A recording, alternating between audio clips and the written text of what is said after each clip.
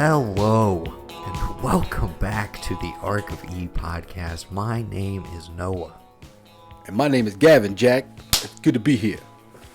I'm just kidding. My name's Gavin. Really how we're kicking it back That's off? how we're kicking it back off. No. I'm going to vote Wait a that minute. down. No, wait. We got to do this like, this is a legit intro. Like last year. No, because it hasn't started yet. It hasn't yet? Yes. Are we kicking it off now? Not now, Okay. but later in the episode. Okay, so we're going to do another intro later in the Welcome episode. to Purging for ARKTOBER. Hold for applause. Okay. Where we're going to purge all of the pre-ARKTOBER content that we did not talk about for the last month and a half because somebody has been quite unavailable. Right. Yes. First you had a wedding. I don't see how that interfered with recording, Yeah. but, okay. And then throw that in my face. Yeah, and then I fucked off to Florida for 2 weeks.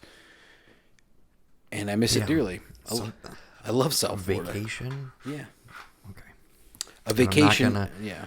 We could go through the whole part where I shame you for, compromising the podcast possibly, but you said you were smart. I trust you. You said you had mask on most of the time. There's less cases there than there are where you live. Right. So, it is what it is. Mm-hmm. Not to quote the president or anything, but I guess it is what it is. Okay. Technically, when everybody's hearing this, most likely, if I edit this tonight and get it up, it's October 6th. So, Happy birthday to Mom. happy birthday to the lady who is basically responsible, not only for us, being here in the first place, but also for our love of horror. Right.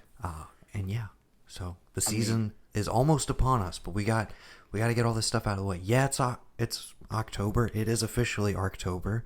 We've been watching stuff. Yeah.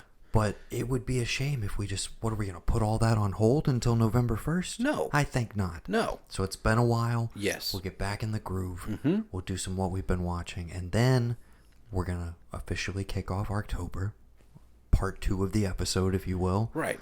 We're going to talk about what we've been watching in that realm. Exactly. And then we're also going to do a little bit more of a deep dive on H.P. Lovecraft in general, but specifically Lovecraft Country on HBO, which we've both been following, and we're going to maybe put together a top 10, a starter kit, or not a top 10, a top 5, we'll aim lower, Right. a starter kit, if you will, for Lovecraft-related content, and especially horror movies, because that's why we're here. That's what we're doing for the whole month, and yeah, we're late to the game.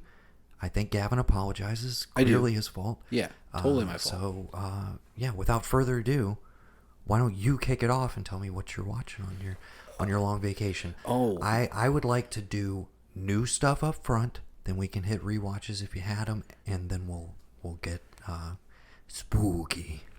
Okay. I'm trying to think if there's anything Yeah, there was a bunch. I don't think there's a lot. Okay, new stuff to me. Birds of Prey. I watch it as well. It's on HBO or Okay. HBO Max now. I don't know what it's exclusive to, but we're on Max now as a network. As you should be. New to me. Lucky Day Okay. on Prime. No, what is this about?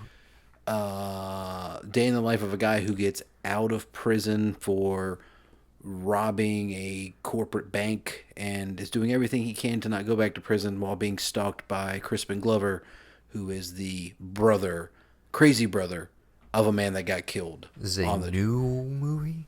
I believe it's new to me. I don't know if it's 2020 or 2019, relatively new.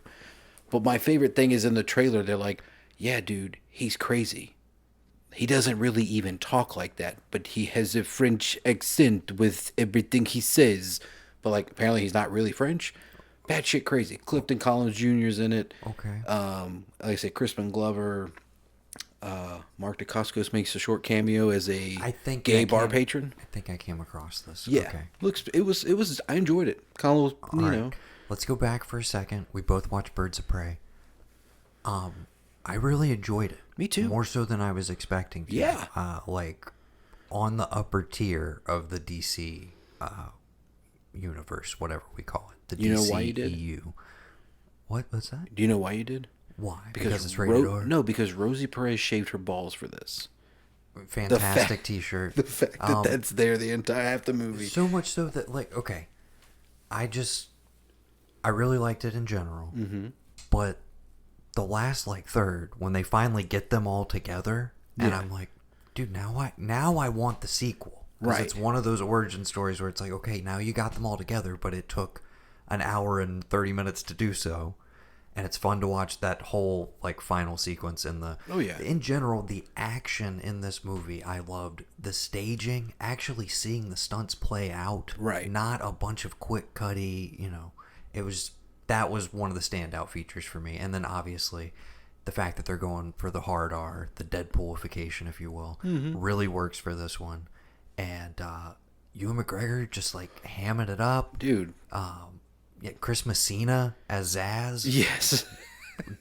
Also doing some work. Yeah. But yeah, all the ladies in particular, I thought Mary Elizabeth Winstead. Oh my God, dude. Stole the show. Hell yes. 100%. So very excited for them to do another one. I know it slightly underperformed compared to what they expected or what is demanded of comic book movies these days, but I'm hoping the response and people catching up with it now that maybe did not see it in theaters, myself included. But yeah, no, I thought it was great. Was that earlier this year or was it last year? That was February, if I'm not mistaken. That's right. That's why it was such a big deal that it came out. We were close to going to see it possibly because we went and saw Bad Boys for Life, and I think it was like the following weekend. Right, and we were like, hey, what's coming up next? And we were kind of on the fence about it. Right. But yeah, I kind of wish I had seen it in the theater now, considering that that's harder to do these days with new movies. Anyways, I got a really long list. I assume this one is on yours somewhere. Did you watch Project Power on Netflix? Your boy Jamie Foxx. I started it and didn't finish it. Didn't. I literally there's so much on Netflix, Noah. It gets bogged down. I feel you. I think this was one of those weekends where I was like, what's out that's new? I need something new. And I was like, Jamie Foxx and JGL, it can only be watchable at the very worst. These are the Catfish boys who did the original documentary. Oh, Catfish. okay. And then what did they do? They did that one with Franco and Emma Roberts, Nerve, I think. I think that's them. Is Franco in that? Oh, yeah. So, very capable directors. The action is interesting. The story is all over the place. Plot does not fully come together, but it runs on enough charisma from, again, Jamie Foxx and JGL, and the lead girl whose name I cannot remember at the moment, Dominique Fishback, excuse me. Killer. Never seen her in anything before, but she was fantastic. So I liked all of the principal performers. The story around it a little hard to fully invest in, but as far as Netflix action movies go, and apparently they're trying to make it a franchise. I could see that. Not a bad start, I suppose. Another one I would be interested to see a sequel, but yeah, you'll check it out at some point. Oh yeah, of course. On the JGL note, I think you mentioned this one earlier, but we never got to talk about it. I watched 7500 on Amazon. You told me to table it. Yeah, super intense. Yeah. One of those that I'm not going to watch that again. It's a buried. I call it like buried movies. Buried, I watched once and I bought, but I'll never watch again. I would say I enjoyed this more than Buried from what I remember of it, but again, not only an seen enjoyment it once factor. as well. I'm simply saying like I'm not going to watch funny games again. Yeah. But it's one of those one and done, not because it's like, I don't know, because it's just extremely heavy and intense the whole time, and it also doesn't really have it's one of those movies where I almost demanded some form of a happy ending. I guess we'll say spoiler alert, but like, again, spoilers if you haven't watched it, skip ahead literally like 30 seconds.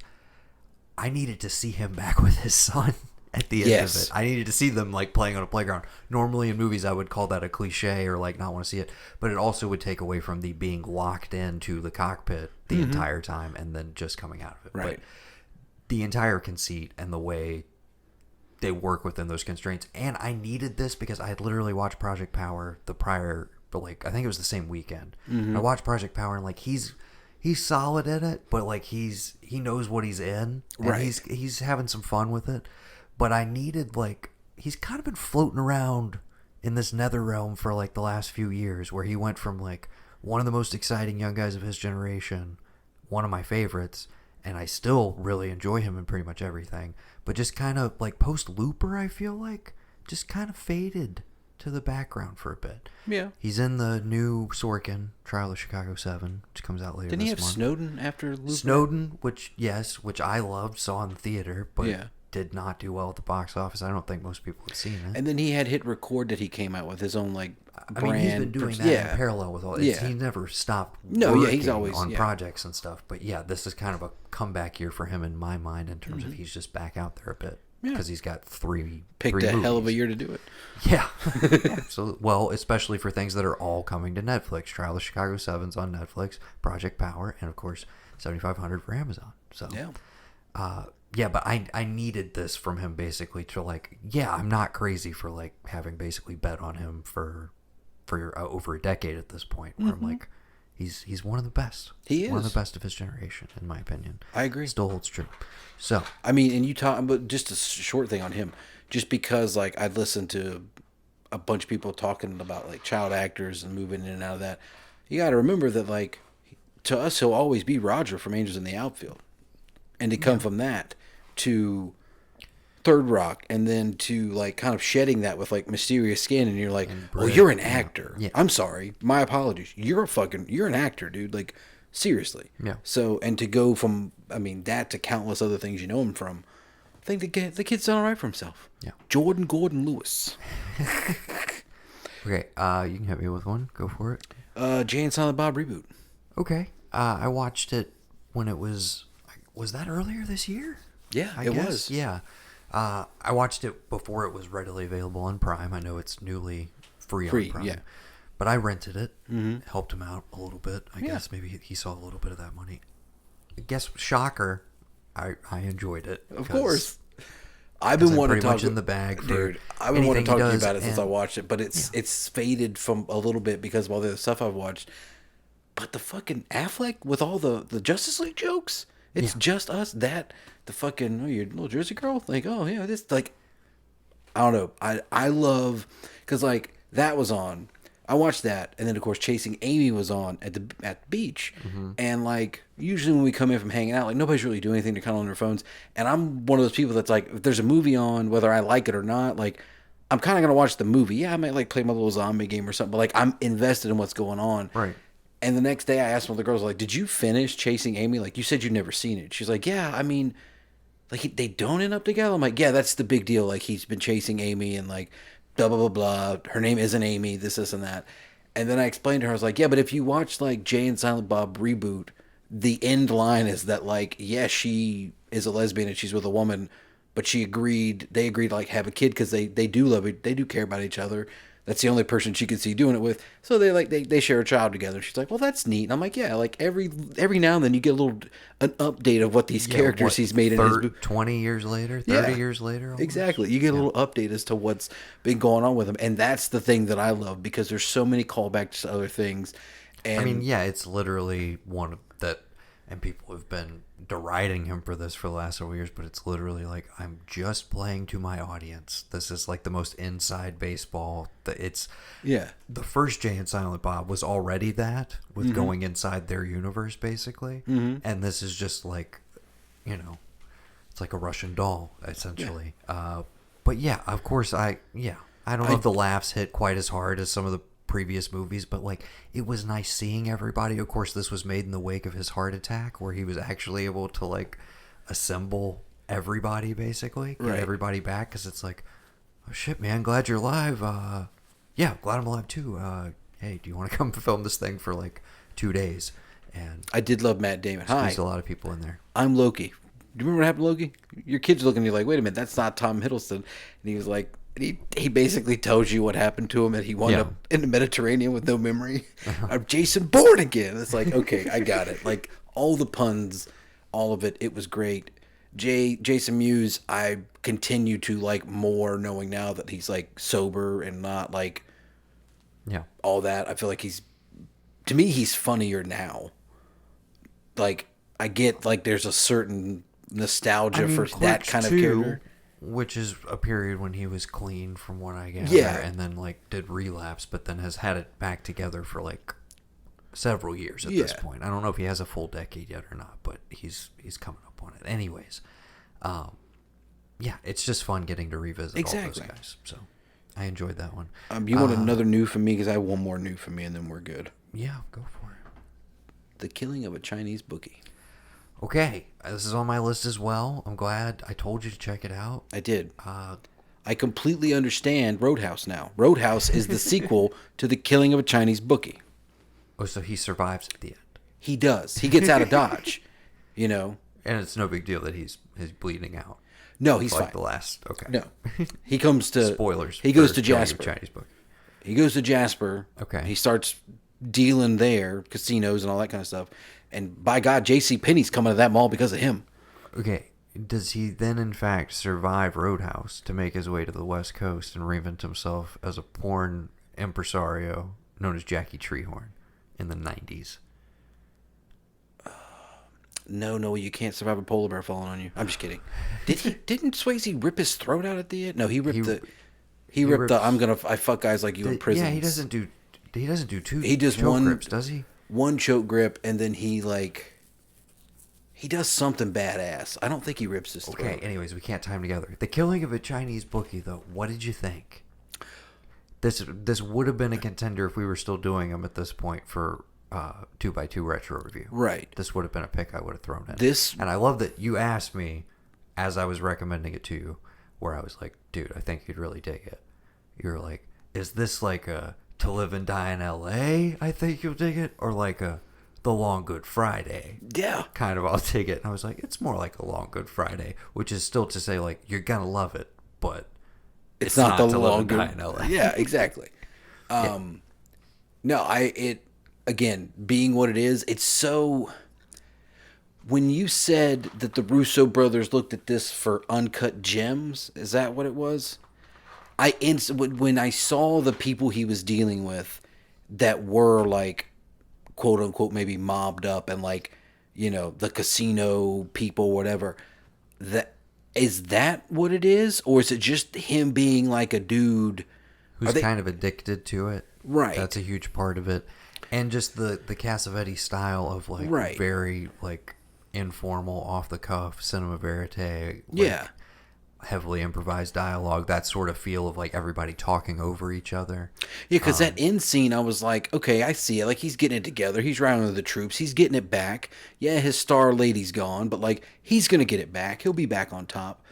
But then knowing like all he's done, I'm like, nah, he's probably going to die soon. Yeah. Or escape to Jasper. And you know I love a good 70s ambiguous ending. Oh, it's yeah. just like, we're just going, we're just going to fade out right here. Yep. There you go. Yeah, I love that one. That was a first time watch for me. Again, another movie I've heard of for forever, and it was like, okay, now's the time. So yeah, HBO Max has been treating me pretty good. On that note, I watched. I was in the Ghost of Tsushima mood, which I've put on pause for a bit because I'm trying to only play scary stuff now that we're getting into ARKTOBER. And I also had to stop for Tony Hawk Pro Skater 1 and 2 remaster. Incredible, absolutely incredible. I stopped because of Florida. Fair enough. Yeah. 100% of both games in like 2 weeks. Wow. Now I'm just playing the online. Oh. It's someone's been busy while I was gone. It's so great. Maybe you're not so mad I wasn't here to record, huh? It's all good. I've been filling my time. It's all good, man. Okay. Anyways, when I was still in the Tsushima mood, I watched the entire Samurai trilogy. No. On HBO Max, which is available basically through the Criterion Collection. This is the series starring Toshiro Mifune about Musashi Miyamoto, the most famous samurai in Japanese history. So it's told in 3 parts. I would say, for me personally, my rating went up as the series went, and they kind of like inform each other, and it's basically one giant movie. They were released like consecutively, like year after year, I think. I don't even know. They might have been one of those where like they dropped one in February and the other one came out at Christmas or something. Kind of like the Matrix trilogy. Yes. At least the last 2. Anyways, just the staging for this is like early 50s. Full color, gorgeous cinematography, super atmospheric. Maybe not the most in-depth Mifune performance I've seen, and this is still early for him technically as well, but just from a staging standpoint and some of the duels themselves, and obviously they're not as, it's not Lone Wolf and Cub here, right? In terms of violence, but it's more about the ballet, the dance of the fight, if you will, and the tension. And there are some fantastic duels, particularly the very final one in part 3. But I highly recommend, if you've got HBO Max and you're in the samurai mood, that's a good place to start. And that's not Kurosawa. I forget the director off the top of my head. But if you want to go outside of like the main ones that everybody's going to tell you, and still these would be suggested to most people, but yeah, they're available through the Criterion Collection. Highly recommend the Samurai Trilogy. Okay, did you check out DC Noir when I recommended it? No. Okay, I think you would enjoy this one if you do catch up with it at some point. It may show up on Prime randomly, but it's from George Pelecanos, who a lot of people will know from his collaborations with David Simon on The Wire and The Deuce. I don't think he had anything to do with Plot Against America, but he's a frequent collaborator. Anyways, he is a novelist himself. He's a former cop, if I'm not mistaken, and crime journalist as well. And yeah, so this is based off of several of his short stories. It's an anthology movie, and they're all set in DC. And I think it's 4 stories, if I remember correctly. 4 different directors. His son directs one, he directs one, and some of the Wire cast members who are... It's basically, if you're a fan of The Wire and those shows, it's great to check in with a lot of those actors who pop up in it. And it's just a great little, like, film noir, basically like a realistic Sin City set in maybe the new Sin City, DC. I don't know. I think it's always been Sin City. Yeah. I think you would enjoy it. Okay. We're getting really deep here. Yeah. It's always been Sin City. Okay. What else have I got on here? We can blaze through this. I watched the Impractical Jokers movie. It was fine. If you like that sort of thing, you'll enjoy it.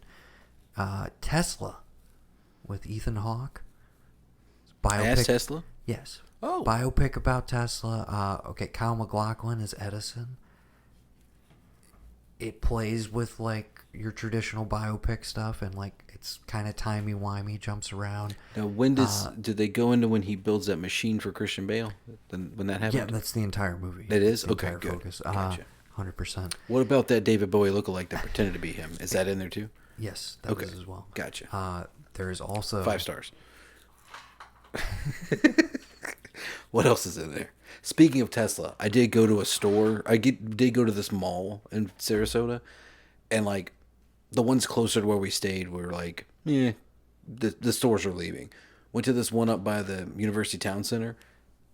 Cheapest place in there, Bath and Body Works. They had a Tesla like store in the mall where you could pick out like what solar panel you wanted and what power unit, and then like build your car. And I think just because they do call it the Suncoast and it's always sunny there, Teslas are taking over in South Florida. That would explain the amazing, amazing numbers his stock is doing. But go ahead and tell me about the rest of this movie. Sorry. I enjoyed it for it playing around with the biopic. I will tell you about one sequence that will make you want to watch it. Okay. Regardless.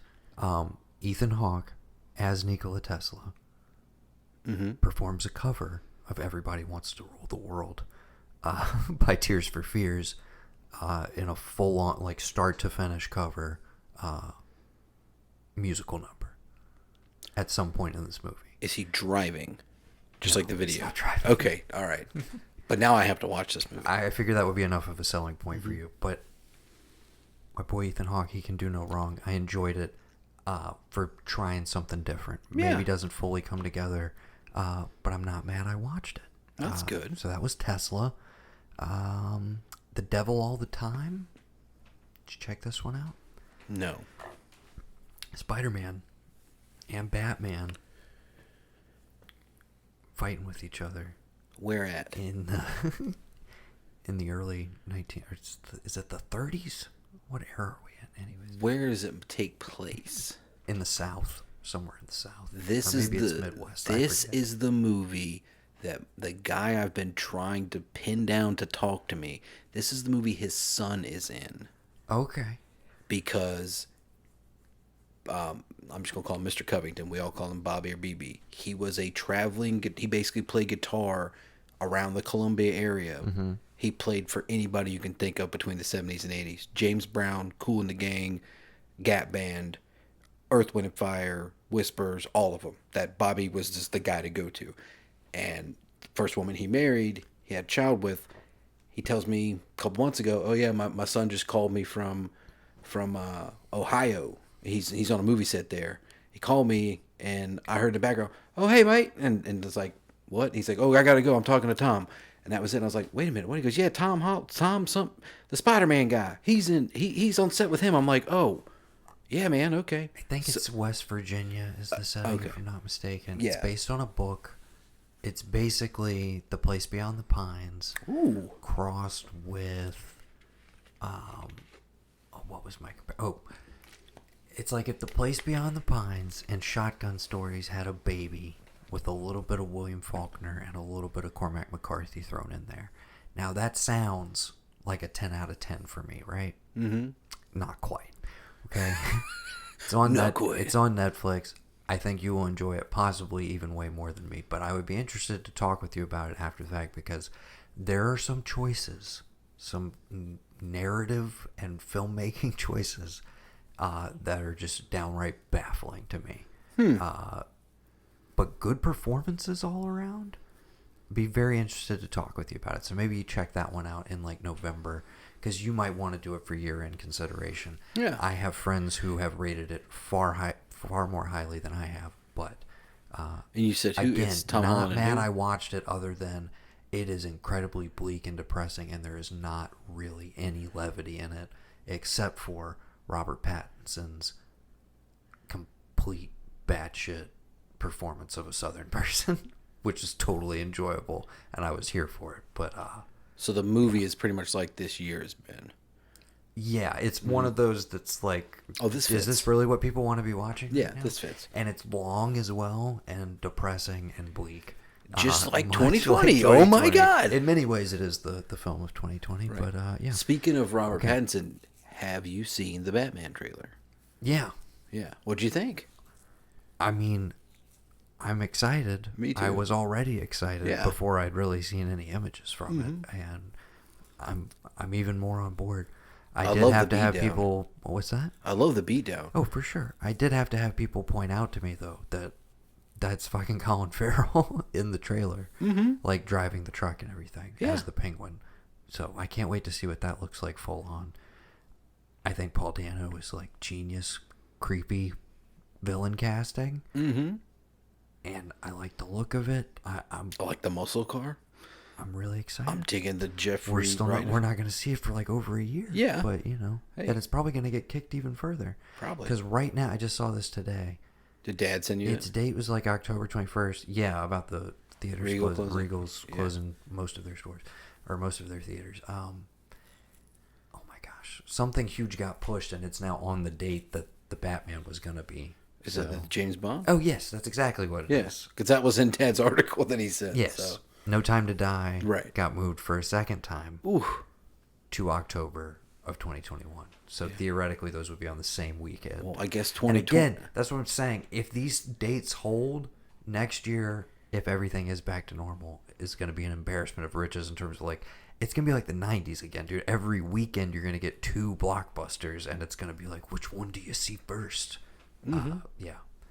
So if the theaters can hold out just a little longer, the hope is if and when we get this shit figured out a little bit better. See, what I'm thinking is, I think we find a local franchise that has to shut down, and whoever's running it, they just can't anymore. I think we swoop in with a small business loan and save them, and guess what? No, we own a theater. I mean, think about it. They got to close for all this long. At some point in time, if there's no stimulus package from Regal to like have their stores open, these things they're all independently owned. Think about it, man. We could have us our own theater. Play whatever we want. Wouldn't work. We'd have to play what they give us to make money, but still. I mean, get on it. Yeah. Figure it out. We just have to incorporate the ARKTOBER as an actual business. Convince someone to give us a business loan. We can build a podcast studio in one of the vacant theaters. We Done. can have live podcasts. Done. for audiences when it's safe. Right. Figure it out. Okay. Small business. You know loan, what? whatever. We have enough listeners Okay. right now that we could put them all in a theater and we'd still have room for about 15 more. All right. I was going to transition off of something and keep it Netflix centric, but now that we're talking about theaters, I got another confession to make. Because like a few hours ago, I was in a theater. Myself and 2 other people. Don't. They were like several rows away, and everybody had their mask on. Don't tell me. What? Don't tell me. What? What did you go see? What do you think I saw? The movie that I didn't go see in IMAX down in Oh, Florida. you could have seen it in IMAX? I could have, Noah. Did I purposely not go see Tenet for you to watch Tenet literally hours before I got here? Don't tell me that. But yeah, basically, I guess that's what you did. God damn it. I figured you had seen it at this point. No. It's been out for weeks. Yeah. I thought your plan was holding true and we had to get the numbers down in order for Nolan to release it here. I thought he heard you. No, he decided to basically bear the brunt of the entire U.S. box office and go out and basically prove that nobody's ready to go back to the movies, and that's why everything is now punting to 2021. Oh, so he's bearing that cross for us. Basically. Well, God bless him. And they're going to keep this thing out indefinitely. That's what I'm saying. It's going to play like What do probably you as do? long as Titanic played. Why? Yeah. What do you lose by doing? That's what I don't get. It's like, oh, we got it. I get on a regular schedule. If you have another movie coming out, it does not behoove you to keep a competing movie in there to keep tickets down. But if you don't, what is the problem with this movie staying, especially in a place like an IMAX, to the end of the year? What do you lose at that point? No. I get if things are closing and people have already bought and people are renting a print from someone. Yes, they can't afford to rent it for that long. But if they bought the print or you're just giving it to them saying, sell what you can and we'll make a deal on the earnings later, I don't see what the problem is. Leave it open for a while. Full disclosure, this is the second time I've been to a theater in the last week. Okay. And both times there's been like 4 cars in the parking lot, and I go in and there's 3 separate attendants behind the glass partition doing concessions. And so I'm like, there's literally like one other person going to a movie in here. You have to now use I've gone my goggles. to afternoon screenings. Yes. On a Friday and on a Monday. So times when normally you would think it would be light anyways, but it's a ghost town, dude. And it's wild. Someone needs to be out making a Night of the Comet remake right now. They should go for it. We've mentioned before, I haven't seen that one. It's in the top of my stack. That's okay. I thought that's what that was. I was like, is that Night of the Comet? You better watch that shit this year. I will. Anyway. I will.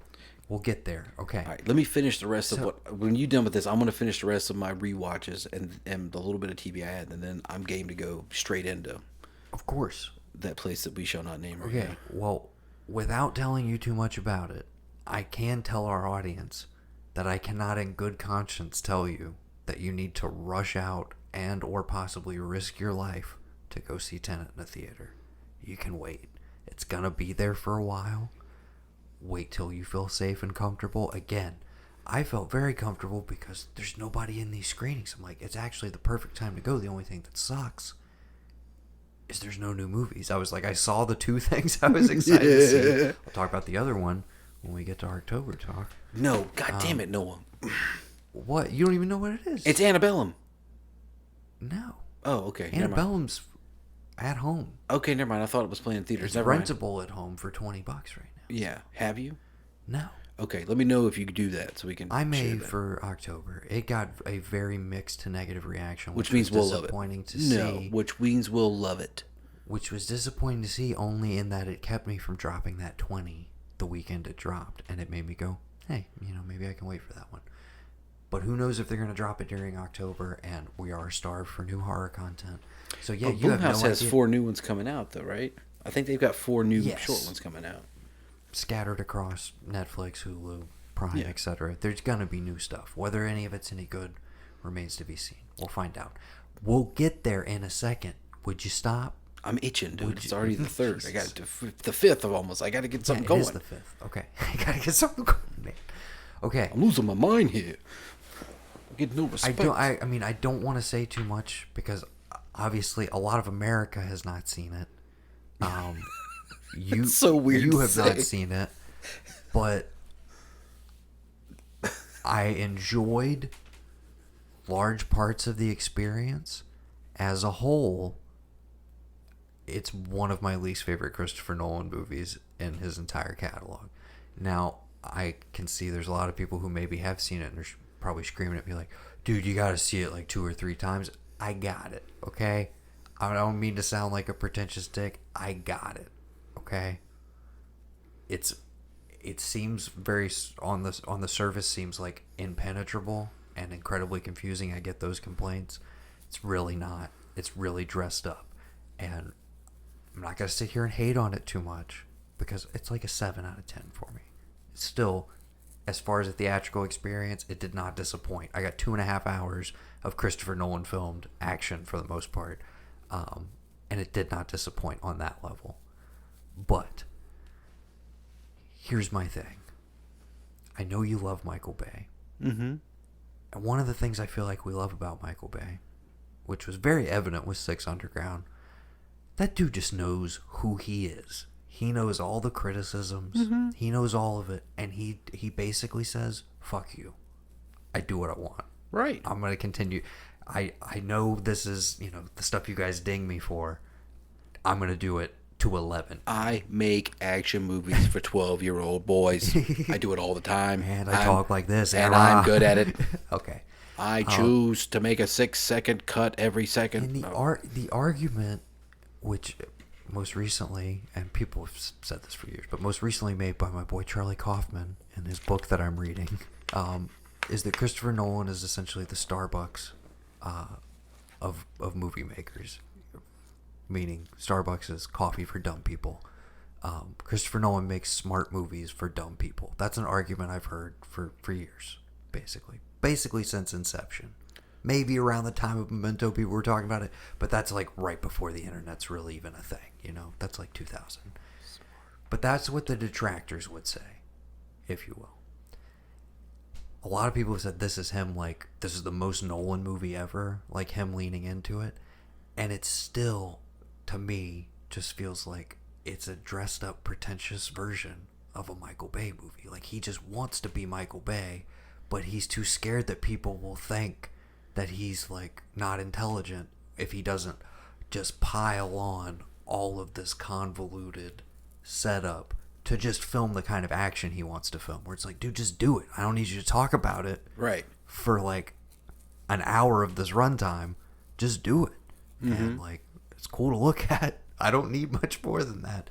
But in an effort to try and explain why he can do all of this cool shit, a little bit of it's diminished at the same time. Some incredible action set pieces, some stuff like you've literally never seen on a screen before. Oh, you need to go see it, and then we can pick it apart. But yeah, in November, I had my issues with it. Definitely not going to be on my top 10. I can tell you that. It hasn't even on my list that I'm maintaining. It hasn't even cracked the top 20. That's my Tenet review for the moment. Okay. Don't rush out. Don't worry about it. Don't rush. Don't feel like you're missing out by not going to see it right this second. Okay. I mean, look, now that I hear that, I don't feel bad for trading 2 hours of that for like, sunsets and, dope photos and stuff like that I could take. So that's good. 2.5 hours. 2.5 hours, yeah. And you do feel the that length. would see. That's the thing. It'd have been an hour. The length. Hour up to the IMAX and an hour back, because I know there were. So that's a 4-hour adventure. Yeah, pretty much. Basically 5 hours with trailers. Mm-hmm. Okay. The last one I was gonna hit, as far as movies, because I just realized one needs to be saved actually for October talk. My Octopus Teacher on Netflix. It's a nature doc about a guy who befriends an octopus. It's incredible. It's heartwarming. It's one of the best docs I've seen in a long time. It's available on Netflix. You should check it out. Very quickly, and you can just tell me if any of these jump out at you or you want to discuss them. These are my rewatches since we last spoke. Go for it. Father's Day. Okay, No Country for Old Men. Oh, just so much that like long pause. I was like, do you want to talk about it? We don't have to talk about it. We can breeze right through this. What was I watching? The End of Mrs. Doubtfire was on, and I had just told Zan, I was like, my brother gets really pissed off at Pierce Brosnan for like ordering jambalaya with no pepper. It's ridiculous. And that's what we had said. And literally, we turned the channel and Mrs. Doubtfire's on. I was like, oh, haha, that's funny. And we get up and we get ready to go to the beach. And I like go into my room. And I'm like, fucking Father's Day's on right behind Mrs. Doubtfire on HBO. What the hell is this? Because I was like, this is classic. On HBO Max right now. That's why I rewatched it. Yeah. It was just on regular HBO. And I was like, this has got. It's like, is it his birthday? What is the deal here? I've always maintained. I don't know why it is so derided. It's like considered one of the worst Reitmans. I don't know how you can say that when movies like Junior exist. But I love it. I loved it from the time it came out and I was a little kid. I watch it like probably once a year. The jokes hold up. Their chemistry is great. I wish it literally because it underperformed. That's why we never got a series of Williams Crystal Adventures. You know what I'm saying? Mm-hmm. We could have had a magical back half of the 90s into the 2000s. Oh, I'm sure we could have. We could have had it, but you guys didn't want it. Okay, No Country for Old Men. Adaptation. Synecdoche, New York. Die Hard, Back to the Future, Being John Malkovich, Anomalisa, and Ricochet. Is that Denzel and John Lithgow. Yeah.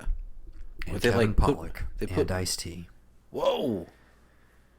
It sure is. Did you? They did a We Hate Movies on it. Did you? And it's on HBO Max, so it Did had you to be listen done. to Ice-T talk to Mark Maron? No, I didn't get to that one. There's just the funniest story. It's not even with Ice-T. He's like, I was on vacation once. I was in Spain somewhere. Me and my ex-wife we're on our honeymoon, and we're going to this aquarium, and Ice-T and his crew's in front of us, and I was just like, I gotta fucking follow this guy. So I follow Ice-T around like the entire aquarium as he's reading all the information about all the different stuff that's in there, and he tells him about that shit, and he goes. I was like, yeah, man, I remember that. I remember going to that thing in Spain. It was good and all. I fucking love that interview. If you just to listen to his musical influences. You know, I saved the WTFs. I'm listening to Cusack right now because every once in a while I'm like, okay, I gotta listen to this one right now. But most of the time I bank them. If it's somebody, and there's the thing, like I saw it and I was like, oh, that's neat. And I had something else. I was like, no, I think I just want to listen to Ice-T talk for an hour and just listening to him, how he's dealing with shit. I was like, oh, Ice, everything's going to be okay. I'll definitely get to that one. Ricochet, okay, I covered because it was on We Hate Movies recently. Back to the Future, I rewatched because Blank Check is doing Zemeckis. Okay. So that's why I did that. And you'll probably notice I listed a bunch of Charlie Kaufman adjacent movies. We'll get into why as soon as we can transition over to ARKTOBER. But I think we got to talk about maybe a lot of TV because as many movies as we just discussed, it's been mostly TV since I last spoke to you. Yeah, me too. But real quick, I rewatched. Excuse me. Go ahead. Munich. All right. Dante's Peak. Okay. Snakes on a Plane. Just because it was on and I loved it. Again. Okay. Point Break. All right. And this was actually a first time I realized I hadn't seen it. I've seen the trailers so many times I thought I'd seen it. I hadn't. I watched the Alex Cross movie with Tyler Perry. Yeah. And it was okay. It was. It made me really wish that Ed Burns was in more movies because I like that guy, man. And he's always a good partner and a good cop. And like that no one says, dude. But continue. I know, but like, and he's just he's the macho other dude and friends with kids, and like, you got all this stuff. Whatever happened to Ed Burns? He peaked in Private Ryan. He directed. He probably still directs. Is he related to Peter Burns? Pete Burns? No, Peter Bird. Sorry, completely different last names. But no, Ed Burns. Because I feel like there was an Ed Burns, Ed Norton fight in the late 90s, and Ed Norton came out on top. A bit. I honestly, I feel like he's so good in Saving Private Ryan that he literally peaked in that one movie, and then it's been all downhill from there.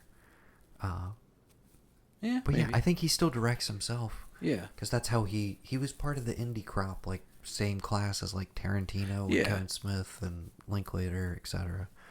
Yeah. Okay. So you love Ed Burns. Burns? Yeah. Burn. Ed Burns. I think Edward Burns. I don't know. I think it's Burns. Tyler Perry. That's the issue. Nobody can remember if it's Burns or Burn. So it's Gabriel Byrne. Yeah, it's with a Edward Y. Burns. Ed Burns. That's it right there. We just solved his career. There we just go. fucking change your name, dude. Just change your name, dog. Okay. Change your name, dog? What the fuck? Who says that? You're the man now, dog. All right, what Talk team? about somebody I haven't seen enough of lately. Not Connery, but Rob Brown, man. Another Oh, guy man. who I thought was, Yeah, just because gonna wasn't his be whole the thing next like he thing. wasn't even there for the audition? It was a buddy who was auditioning, and think they it's saw one him. of those stories, Yeah. for sure. That also has the best Busta Rhymes performance outside of Halloween Resurrection. Another time. Another time. Okay. Soon. I'm going to burn through this real quick on my front. I think some of these are probably crossover with you. Mm-hmm. I mentioned Search Party, which I was watching on HBO Max. I mentioned on a previous episode. Finally finished it. 3, which came out earlier this year. Incredible. It's one of my favorite shows. Can't wait for season 4. It's on HBO Max now. Everybody catch up. Great show. Also, I May Destroy You finished. It feels like forever ago. So much has happened. But we haven't recorded since then. Absolutely brilliant finale. It's the fucking show of the year. I really don't see anything topping it. Even with the stuff I'm watching currently, which is amazing, I don't think anything's going to touch it. It would have to be pretty revolutionary because I have not seen anything that good in quite a while. Okay. Got to skip over that. We briefly, off mic, talked about Raised by Wolves. Yes. You are not fully up to date. You've No. not finished it. I have, so I will not say too much. Other than obviously you're invested to finish it this I point. do. And the only reason I miss is because, again, every television that the PlayStation seems to be the only place that has an actual app for it. Everything else, it's hit or miss. And so being down at the beach, I couldn't get into it. I think I told you, I told my buddy about it, and within like a day, he's like, I'm caught up. I'm like, what the fuck, man? Yeah. So I enjoyed the shit out of it. I love the backstory. It had been showing up on Max for a bit. Right. And I think I vaguely knew this is Ridley Scott's show. But whatever promo material I had seen for it didn't exactly set me on fire to watch it. And so it had been out for a bit, and I also did not realize that they dropped 3 episodes immediately to kind of let it get its hooks in you. And it's one of the best pilots I've seen in a long time. I agree. And by the last 5 minutes, you're kind of like, dude, where's the show gonna go from here? What the hell? And it's almost like a mini movie to start, or like a huge 100%. Every movie episode looks like it costs $100 million Right. to shoot. They definitely make great use of the budget, and the blending of the aesthetic of it feels like Alien, right? Like in the Prometheus verse, if you will, with a little bit of Blade Runner thrown in from what we see on Earth. But the other main aesthetic is fucking Mad Max. It's George Miller coming in there a little bit, which is interesting. Okay. Definitely with the Mithraic, their look reminds me of the kind of white vested people at, is it Gastown in Road Warrior? Essentially, the good guys in the Road Warrior. Yeah. Which that was on a rewatch too, by the way. I forgot to tell you. Because it's on Max. But immediately from the pilot, I was like, dude, I mean, this just makes perfect sense. This is what we kind of always wanted, because the promise of Prometheus was really want to get into some of these existential issues about what does it all mean? Where do we come from? And it really ends up abandoning all of that because it's a backdoor to get to an Alien prequel. Right. Which you didn't really know at the time until you were in the theater, which was a great reveal. You kind of slowly built up to realizing oh fuck, this is definitely Alien. I mean, I think it was probably evident by that point it was going to be tied in some fashion. But to the degree that it was, I don't think we realized until you're actually sitting down watching it. Right. And so that kind of takes remember over that too much. Because the third act basically just boom, this is where we're going with it. And so a lot of those, more thought-provoking questions get kind of dropped. Right. So the setup here, which is, and far-flung future, Earth has gone to shit, and it's basically been a war of 2 factions, the Mithraic and the Atheist. So that's what it comes down to. Spoiler alert for everybody. It's religion versus no religion at the end of the day. Yeah. And so... And the religious decided that it was okay to have drones do their dirty work, and the atheists were like, we have to throw everything we can at these people, even so much as like children. Here, take a bomb and go run as quickly as you can. Yes. Like it just shows you the depth of which how bad humanity got. Yes. In order to try and just fight for the resources of Earth. We pick up the story with 2 androids who have been reprogrammed by atheists to basically restart humanity on a new planet and raise them in a non-religious tradition. Raise them to believe in themselves. That's the task initially. I really don't even want to spoil any more that happens in the pilot, but that is the core setup. And again, the aesthetic, absolutely love it. And I think the fact that it's not married to any like only somebody like Ridley Scott could get this made on television with this budget level, because there is no pre-existing IP that it's coming from. It has these touchstones that relate to his work, and these things that have been grand themes through all of his stuff. So he really is the selling point, if anything. But the fact that it's not tethered to some universe, and you feel like it's all being just created as we go, essentially. They're only telling me as much as they want me to know. So it also has this mystery box quality of something like Lost, maybe, but it doesn't feel like, I mean, not spoiling, because I know you haven't seen to the end, but I will spoil it to say that we better get a season 2, because they leave a lot of things like set up and open-ended and like trajectory that we can see for like, oh, here's how, like, it constantly amazes me how they're able to expand the story from where we started, because we just talked about when you get to the end of that pilot and you're like, where's this going? Yeah, where can we go from here? It continues to thread that needle. I really have become more and more invested in the characters as it's gone on.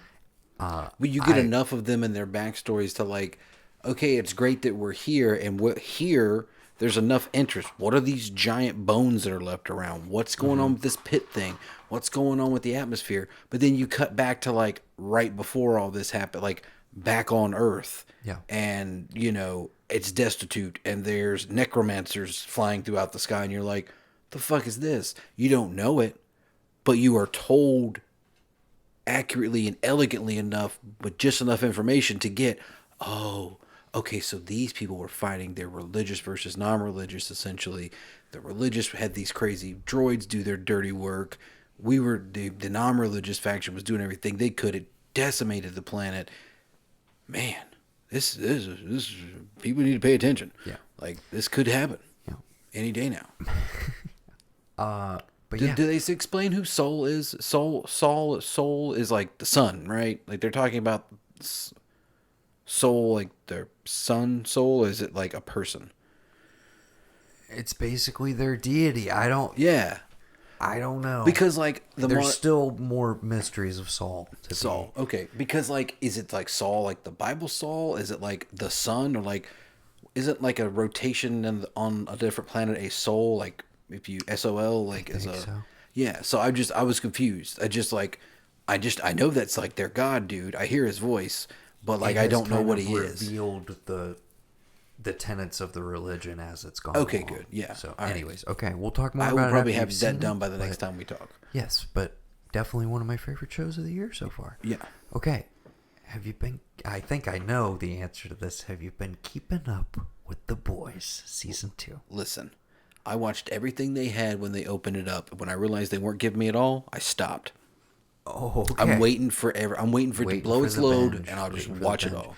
Did the first season do this? No, first season was everything. First season, everything out. What happened was Disney dropped its shit, and people were hooked on The Mandalorian week by week by week by week. And somebody at Amazon and at HBO saw that and was like, we should do that too. It'll keep the interest. Why not?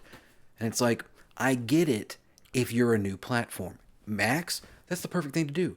Give me 3 episodes and make me wait. Amazon, you already let us have the first season beforehand all at once. Why are you making me wait again?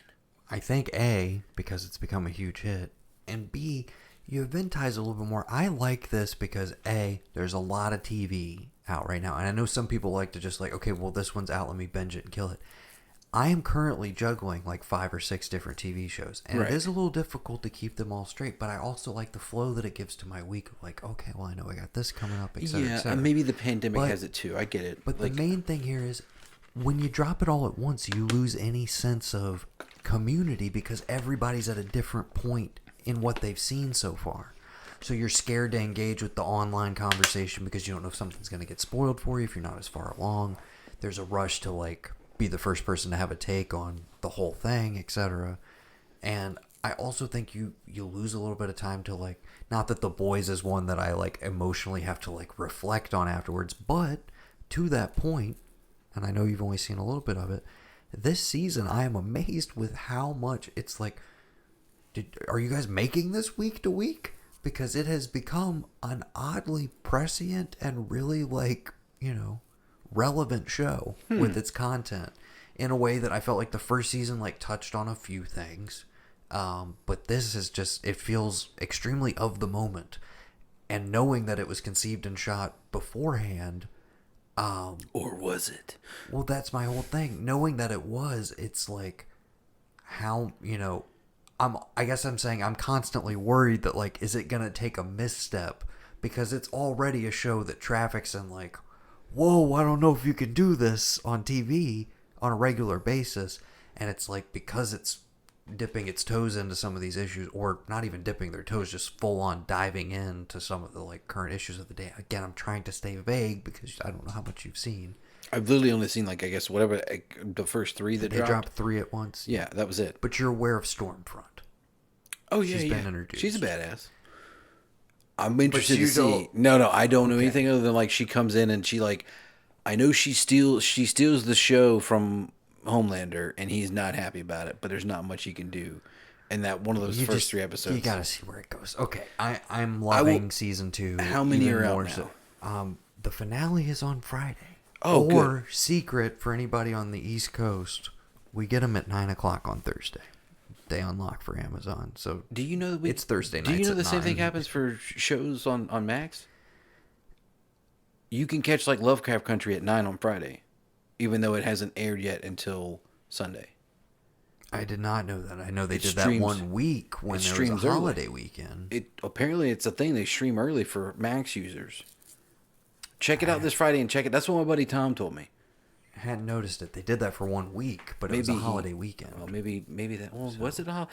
You know what? It might have been. It might have been the. I know. I'm on top of It might have been Labor Day weekend. He was. I'm on talking about. HBO sorry. Max like every day. All right, Something- just would see pop if it up. happens on Friday again. You never know. Okay. Because Monday's a holiday. It's Christopher Columbus Day. Okay. Skip over that one. Fargo season 4. It's back on FX or FX on Hulu if you have it. They are 3 episodes deep. I'm loving it. This is basically Miller's Crossing with a lot of Raising Arizona swirled in there so far. Trying to parse out the other Coen influences. I'm digging it. Are you watching? Do you have any familiarity? No, I haven't seen the first episode of Fargo. I thought you dove into like the second season out of the blue or something. You gave it to me and I lent it You to a can- friend to watch. You can watch these. She has not returned it. Okay. I was wondering where that Blu-ray is. It is definitely at Becky's house. Okay. You can watch it out of order, so you could catch up right now. By the way, can I get that Hulu password from you? We talked about this before. Word, I got you. Okay. Because I would like to watch it commercial-free the next night because, I don't like watching it with the commercial breaks. It takes me out of the flow of the episode. Loving it, though. You should really dive in. Chris Rock, Jason Schwartzman, Timothy Olyphantastic, Jack Houston. Who else do you like that's in there? A lot of good people, okay? Oh, I've heard. Set in the 50s, Kansas City, black mob, Italian mob. Chris Rock, is he in it? Yeah, I said it's the You first heard? name I said. Okay, I was Literally blanking. the first name. It's all good. Okay. And then last night, I got new Fargo. Also, Primal is back on Adult Swim. It's in my top 10 of last year. One of the best pieces of animation I've ever seen. It's Jendy Tartakovsky, guy who did Dexter's Lab, Samurai Jack, Powerpuff Girls, etc. Yeah, I remember you telling me about this. Caveman, dinosaur, navigating prehistory, super violent, really emotional, zero dialogue, incredible show. They're back. It's going to be week to week for right now. On Sundays, this is technically part 2 of season 1. So part 5 ended on a cliffhanger. Glad to see things are okay, because I was very concerned. Have a huge emotional investment in the relationship of this caveman and his dinosaur companion. They are 2 of my favorite characters on television right now. Wow. This is available on HBO Max, by the way. The first season, and the new episodes will pop up there as well the next day. Oh, is it like under the Adult Swim collection thing? Yes. Okay. I encourage you to Is check Rick and it Morty out on there finally. too? Yes, it is. Okay, good. Also, all get of to the Tim and Eric, awesome show. Great job. How do you get to the Criterion stuff, by the way? This is one of my biggest things. People have already been complaining about it. I don't know what's going on with you guys over at HBO Max. The easiest way, they're buried in the categories. Okay, that's what I thought. If you go to Turner Classic, there's a few of them randomly thrown in there. Right. And obviously, if you go to the international sub-tab, you're going to find a lot of international Criterion-related stuff. Other than that, you got to go genre by genre. Huh. But it is not clearly delineated what's Criterion and what's not. But you can kind of tell by the covers most of the time. Okay. Anyways. Do they do the cover thing that like Netflix does? Where it changes? Yeah. Do they do that? No. Okay. They stay pretty consistent. Yeah. My friends were telling me on vacation that they found that out the hard way. Because it was like, there was some picture. Yeah, you get excited that like... Because it was a picture of a bird, and my friend's a man that loves birds. And then they went to watch it, and like, that fucking bird was in here for 5 seconds. And then like, they logged in as her husband's account. Different and it image. didn't. Yeah, exactly. Sneaky Netflix. But yeah, that's it on the new TV front, because Batwoman. Okay, Ruby Rose. I watched the first season. Okay. I like the take. All right, she's done, right? I believe so. She's not coming back. Remember when we thought she was like all the rage, like 3 years ago? Everybody was like, "Oh my God, Orange is the New Black, Ruby Rose," and then she did like the Triple X movie, and that was kind of it. Like, I know she's had a career like before that as a model and stuff, but it's just weird how like people rise and fall out of like the limelight. Fame is a fickle monster. Fickle something. Okay. Shall we? Are we ready? Do you have anything else pre-ARKTOBER that we need to purge from our systems? I'm trying to think. I don't think there was anything. No, I can't. Oh, I've been watching a lot of Below Deck and Real Housewives.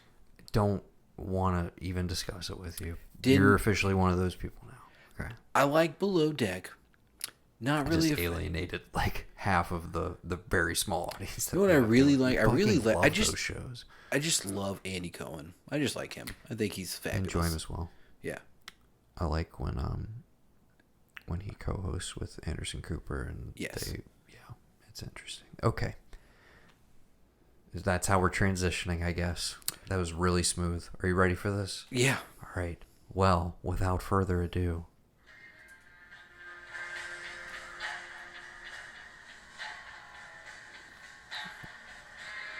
Welcome to the ARKV ARKTOBER Spooktacular, starring me, Noah.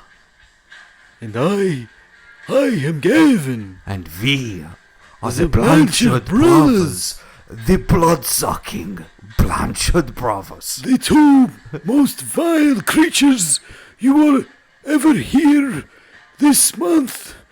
We bring you our takes on horror films and everything to do with this spooky, creepy, terrible.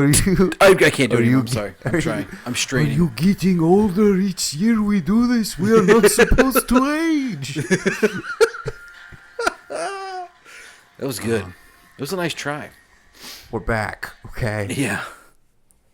I hope that sounded okay over the mic. I hope I didn't ruin the intro by playing we'll do it in post. Badalamenti in the background. I'm trying to do as little editing on this one as possible so we can actually get it up, because, theoretically, should have dropped something on the first. Yeah, we should We're have. a little behind, and now we're starting a giant-sized episode, and we're just now getting to the horror content. So, Lay it on me. What'd you get for the Movies, first October? movies or TV? Because Listen. I just say let's run through what we've watched up until now. We will discuss the TV that you want, and it will lead us into our larger Lovecraft discussion. Fair enough. Okay. ARKTOBER 2020. I kicked things off, as I rarely do, with an unseen new movie for me. Okay? A little movie called One Cut of the Dead. Oh. Available on Shudder for all you Shudder heads out there. One Cut of the Dead is a Japanese zombie horror comedy, mockumentary, metatextual, mind-blowing blast of a movie. Okay? It's fantastic. You need to go watch it on Shudder right now. I don't want to spoil a single second of it for you other than everybody seems to need the primer. Just don't turn it off. Okay? Don't turn it off. Because within the first half hour, inevitably, you will be like, why does everybody like this? What the fuck am I watching? What's the big deal? Okay. The setup, very simply, a camera crew is trying to film a zombie movie in one cut, one unbroken take. Okay? Mm-hmm. And then zombies show up during the making. Interesting. That's all I'm going to say. Okay? An absolute joy. I don't know how else to describe it. You're going to love it, but you got to stick with it. That's all I'm going to say. It's one of the best horror comedies I've seen in recent memory. Okay. I put this up there with, like, Murder Party. I put this up there with, like, in a very different way. I'm not comparing it just because they're zombie comedies. In its own very unique way. It's almost just as revolutionary as something like Shaun of the Dead. I know that sounds like hyperbole. You need to see it. You gotta like it. Okay? It's called One Cut of the Dead. It's available on Shudder. And I assume you can rent it other places. Huge recommend. Okay? Okay. That was a new one for me. That was the first of you. First timer. That's the first thing I watched. October 1st. Are you doing one a day? Or are you just doing as much as you can? I've been doubling. I've been doing as much as I can. Gotta hit at least one. The day Mom's of the been month, trying to do I've it. gotta be at least ahead of the count. Okay? Gotcha. In some way, shape, or That form. makes sense. So you gotta double get up it. every once in a while. Which, I mean, I did because, like, I knew I wasn't going to be able to watch one today until I got home. So I watched more than enough, at least for today. I've got another Shudder recommendation for you, which you may have heard a little bit about. Okay. A movie called Host. Mom told me about this one. Yes, I told Mom about it. She Right. watched it. Got all nice and creeped out. She was. She thought something was wrong with her screen because So she I watched think it on her laptop. I think you know the basic premise, though. Yeah. Shot during quarantine. Yeah. It's less than an hour long. Mm-hmm. It takes place on a Zoom call. Some girls are trying to do a seance on a Zoom call, and things do not go well. This Blumhouse?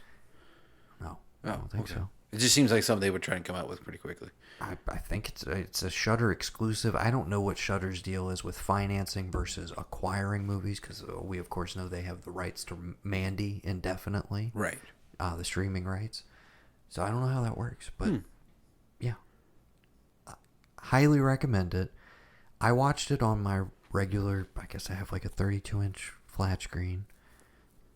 In the dark, 2 a.m. with the girlfriend. We both got creeped out. There was multiple times though where I did have to run it back and be like, "You didn't see this? Like, that's why I'm freaking out." Oh. And she would completely miss a scare because it's that kind of stuff. So I'm sitting there watching it the whole time, and I'm like, this would be incredible in a movie theater on a big screen where you could like really focus in and like spread your attention across Right. all of these different windows. Because while it has the jump scares and everything that you would expect from anything in the found footage genre, it also has what I'll now kind of refer to as the Ari Aster style of scares, where it's like, hey, what the fuck is that shape in the background hovering over there?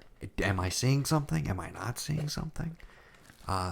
Also that Jennifer Kent Babadook effect, where you're like, oh, I didn't see that there, because it was right in plain sight, that kind of stuff.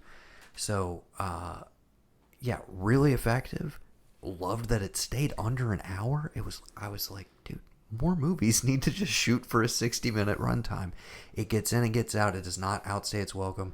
And the key with any of these, anything found footage that is presenting itself as reality, if you will, the performances are like 90% of it. And everybody comes to play here. Everybody feels like a real human being reacting in realistic fashion. None of the dialogue feels forced. Just great performances all around. And again, they put this together all during quarantine. I would love to see a documentary on the production of the thing and how much of it is live in real time or how much of it is recorded separately and melded together. You know, I don't know. But really creepy, effective movie. So anyways, that's how I watched it, and I thought it was sufficiently creepy. I recommended it to Mom, and she watched it on her laptop. And if you do that, it will give you the sensation of being part of the Zoom call. Yeah. Which is pretty scary. She told me she was freaking out because she thought something was wrong with her computer when she started the movie. Yes. And then she realized, there is no indicate, you were just in a computer screen from the time it starts. You right. see the Zoom call essentially start. It kind of reminds me of like a lot of these games that have come out lately where it's like a really retro old school feel, but it's like, I mean, it's obviously a new game you're playing, but it's made to look retro in 8-bit or 32-bit, and the scares just come across like there's one about like you keep playing Duck Hunt, and there's like a killer that's a killer clown, not a killer clown, killer furry person that comes in, but it looks like the dog that's in the game. It reminds me of this, what you're talking about. It's like, it's not a big budget, tons of gore, but just like the aesthetic in which you're presented to it is creepy enough for you to be like, well, shit, this is something new. It really is for the genre too, because I recall watching the original Paranormal Activity on my laptop first year of college, before it was released in a theater, when it was just one of those things that people were talking about. And I'll put my hand up, I illegally downloaded it, watched it at like 1 o'clock in the morning during October, and scared the shit out of myself. Okay? This was like probably beyond that experience. I thought it was incredibly effective. I look for, and the guy has done some other stuff that I don't even know if I've seen, but really solid. And of course, now it's one of those where it's like, well, somebody already did the quarantine horror movie, so what are you going to do with it? If you're going to bring it into, your narrative, how are you going to change it up? Interesting. So, I got 2 other new ones, 2 other first timers, but I would love to kick it over to you, brother. All right, so the day of, like leading into it, which would have been Wednesday night going into Thursday morning. Okay, it's 12. It's October now. Right. Okay, my friend Samantha's birthday's over with. We've had fun. We were on the beach with her. What movie is playing at 1 o'clock in the morning on like Cinemax? I don't know if it's Cinemax, Sundance, or HBO. I don't think it was HBO. I think it's probably Cinemax. What movie about, maybe go to the island, start over, get some babies, and teach them never to come back here, never to dig up dim records. Fucking Day of the Dead, 1 o'clock in the morning. As I'm down, I've just been on an island key, and I'm like, oh yeah, no, if that happens, I'm blowing up the drawbridge, and I live in Siesta Key now. This is my island. I take it over. It's serendipitous. It's in the top of my stack because this may sound weird, but I inadvertently have staggered the Romero movies. So 2 years ago, I rewatched Night of the Living Dead for the first time in forever. Last year, I rewatched Dawn of the Dead for the first time in forever. And so this year I'll do Day of the Dead because I didn't do it last year. And I feel like Day has had a recent anniversary, and more people have started to talk about it in the pantheon of his stuff. I don't know if it had anything to do with his passing recently, or if it was just that. But Day of the Dead was on. Well, is it not also, if I'm not mistaken, it's Stranger Things? It's the Stranger Things effect, right? What do you mean? Isn't Day of the Dead the zombie movie that they're sneaking into in the beginning of season 3? That's right, yeah, because he's creeped out by the hands that come out of the calendar. You're right, yeah. It is that, mistaken, I would say. They're sneaking, and what else is playing? Back to the Future? Yeah. Or something else? I forget. Or is it E.T.? I can't remember. It's something that's a funny joke that someone makes. Early. But yes, anyways. But I was like, Day of the Dead. And I think they referenced Day of the Dead specifically a lot in the promotional material. The Duffers were talking about it, so I feel like that might have been part of the research. That too, yeah. The zombie effect of the people, it being the third Romero. Again, for some reason, it's season. in my head to like, oh yeah, I want to watch that one first. Yeah. Before I jump to any of the other ones, even though I vastly prefer the first two to any of the other ones, but yeah. I think it's because it's a natural progression that you don't really think about, because you do spend so much time underground, and it's a lot of people talking about. It's almost like an I Am Legend, like, well, what is a zombie? What are we gonna do? What is the human race? And it's a microcosm of like every single thing The Walking Dead is, which is like humanity breaking down. Is the military going to be the power structure? Do the scientists, are they in charge? And then you have the two civilians who are like, we literally came here to do a job. We don't give a fuck. Like, do what you want to do, but pay us. Well, and that progression makes sense, but at the same time, the biggest obstacle I feel like is in Dawn, you love those characters for the most part. Outside of the pilot / boyfriend, who's kind of a prick, but kind of redeems himself at a certain point. But you really invest in all of those characters and their survival. There's nobody really that likable, and in fact, there are some of the biggest dicks in the entire Dead franchise in Day, specifically. And I feel like it makes it a bit more of an abrasive movie because you're like literally locked in with those people the whole time, as opposed to, hey, here's this core group of survivors I really like. Here's these outsiders coming in the end of Dawn who seem really scary and treacherous, and like, hey, I'm really glad I don't have to spend a whole movie with these guys, and all of a sudden you kind of have to spend a whole movie with those guys. Yeah, because like after they get done with that, don't they ride off onto the set of whatever biker movie he did? And then they come back for 3.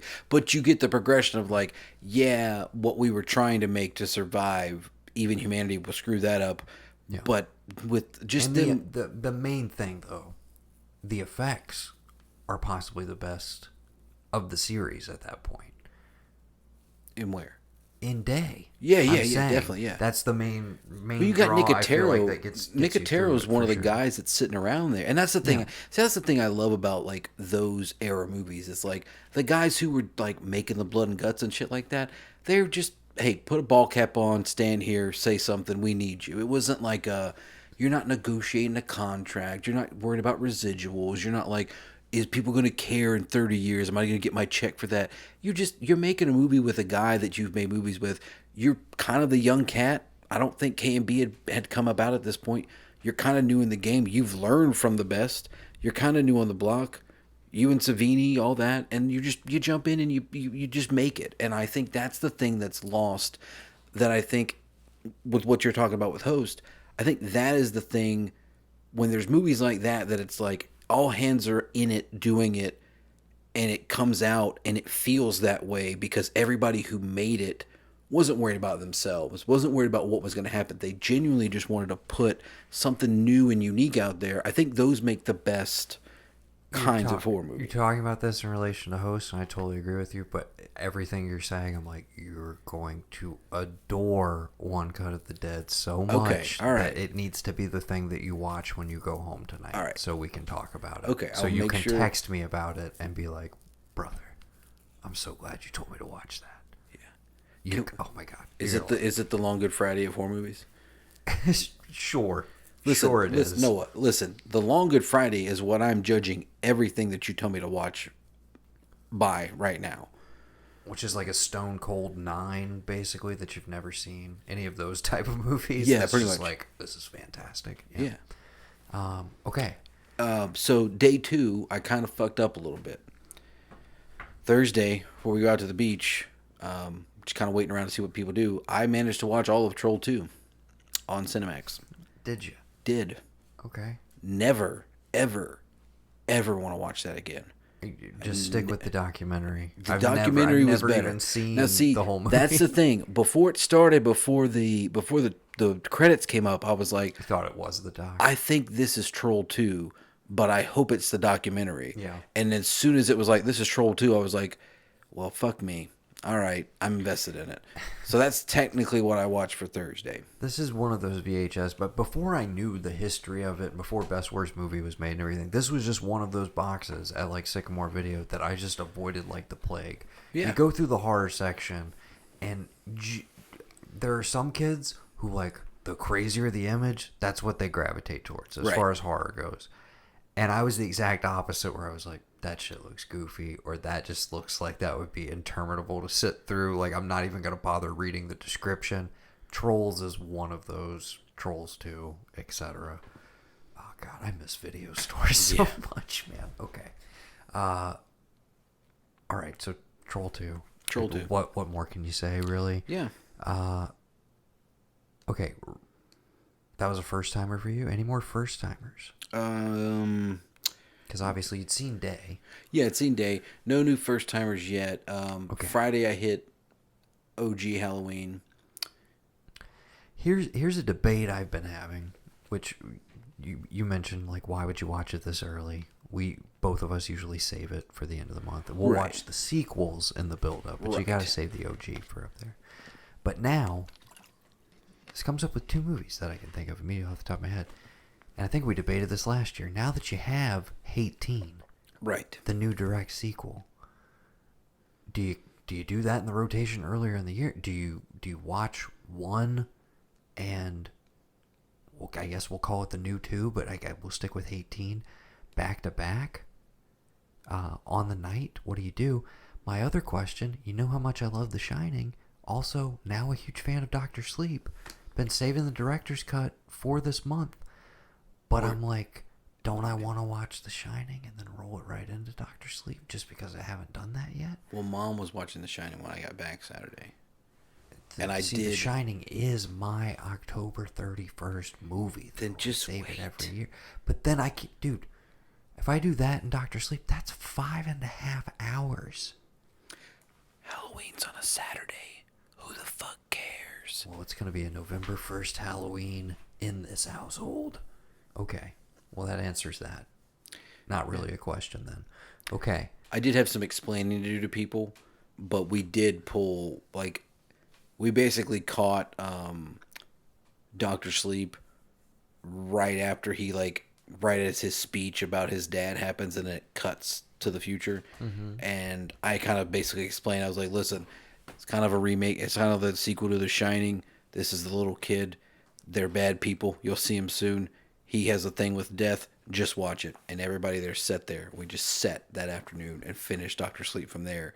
And everybody got up and was like, oh, that was really good. I was like, you don't really need to see the opening part. It's fine. I mean, you got it what happened. Definitely go back and catch it. But, like, I believe I said this last year when we discussed it starts. But that's what I had my arms crossed for like the first 40 minutes probably. Mm-hmm. And then it gets to the point where I'm just like a full arm open embrace of this thing. Because I was like, this is incredible. This is great.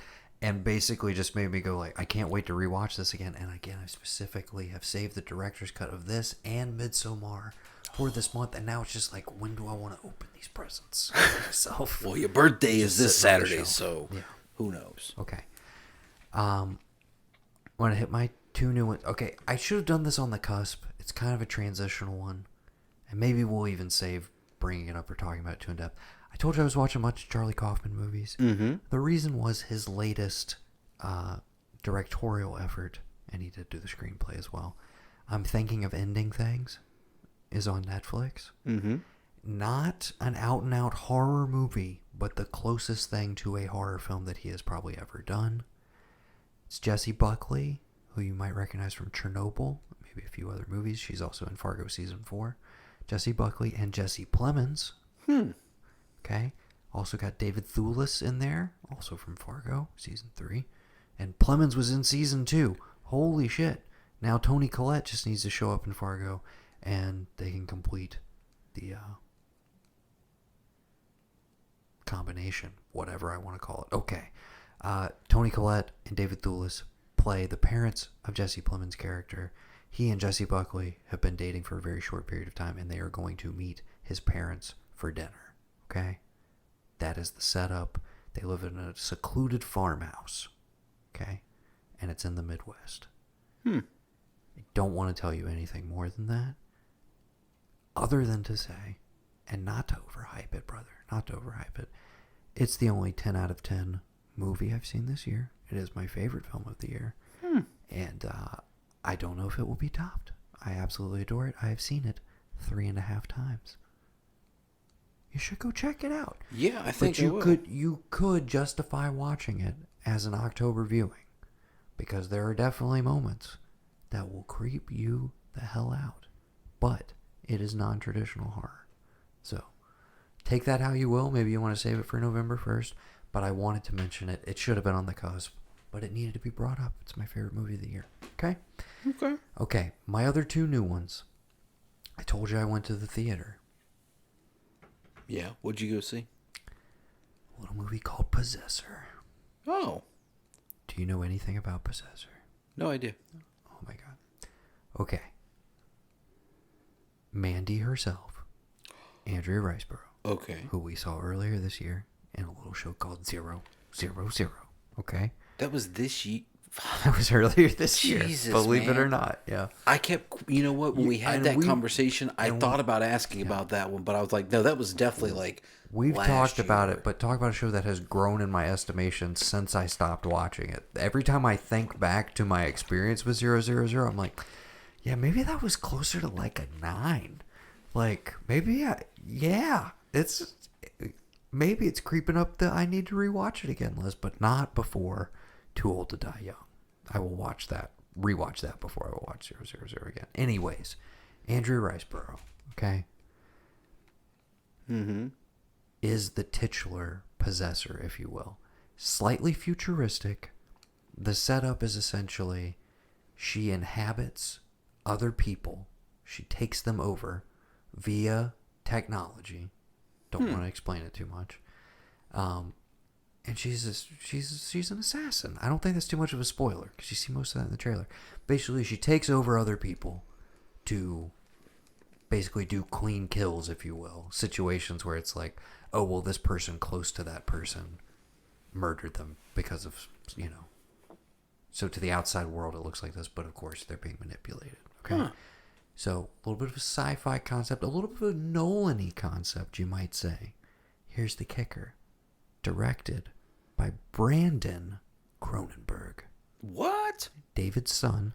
Whoa. It's his second feature, if I'm not mistaken. He did a movie called Antiviral a couple years ago. I remember that one. With Caleb Landry Jones. Yeah. Very solid debut. This is like, you have arrived, sir. You have arrived, okay? You have become your father. So, she's got her handler is Jennifer Jason Leigh, by the way. And her big mission that most of the movie concerns is taking over a character played by, oh my gosh, why did his name just escape? Chris Abbott from It Comes at Night. Oh, okay. Girls, yeah. where people know him from as well. He is connected to a very wealthy family, the patriarch of which is played by motherfucking Sean Bean. What? Killer cast, incredible score and soundtrack, and it is in theaters right now under the title Possessor Uncut. When it played in the festival circuit, all anybody talked about was how brutally violent this movie is and whether it would get a proper release or not. Enter the distributors of a little movie called Parasite, Neon Productions. Neon picks it up. And in the current climate of everything, with nothing new to go see in the theaters, they dropped Possessor Uncut, which is essentially a straight up, if it did go past a ratings board, it would have been NC-17 or it would have been cut down. It is a completely uncut, incredibly violent sci-fi horror drama, crime thriller, whatever you want to call it, with some of the most grisly imagery I've seen in recent memory, like Mandy level shit that will stick with me in the best possible way. It's atmospheric as hell. The score is incredible. I absolutely loved it. It's in my top 10 of the year. Okay. Great fucking movie. Possessor Uncut. I don't know. I'm like, how did they... This was playing at the multiplex down the road. There is full on male and female nudity, simulated penetrative sex, incredibly graphic violence. Like, I don't even want to describe any of the violence to you, because I could set it up for you, and still, when you see it in person, you're gonna be like, this might be beyond the pale, but it is its own thing, 110%.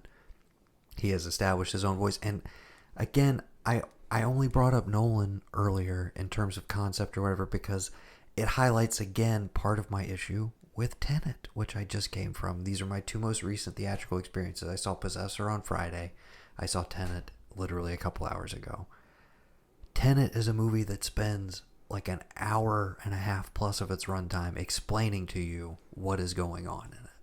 Possessor shows you seemingly a very complicated concept and world, and shows it all to you visually. There is never a point where it sits down and tells you, this is how it works, and this is the thing, and this is how she is possessing people, etc.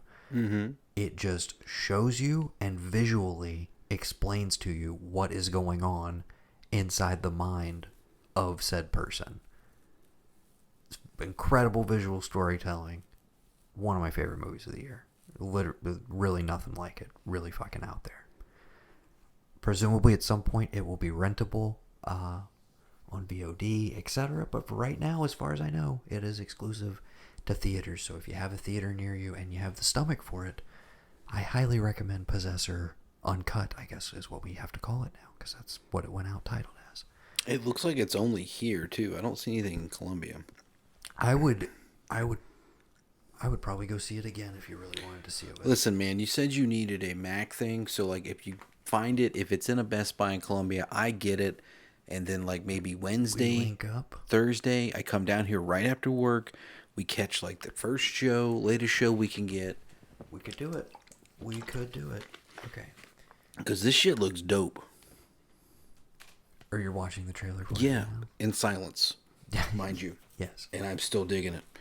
So check out those visuals. I knew as soon as Gavin saw like some neon and Andrew Riseborough's face, he would be like, "Oh, I'm getting Mandy flashbacks." Oh god. Yeah. Okay. My Mandy sense is tingling. Yeah. Okay. Last new one for me on the movie front, and I don't even know if you can call this a movie. And it transitions us into TV, if that's okay with you. Yeah. But I do have some rewatches for horror movies. We can get that at the end. What, if anything, do you know about The Third Day?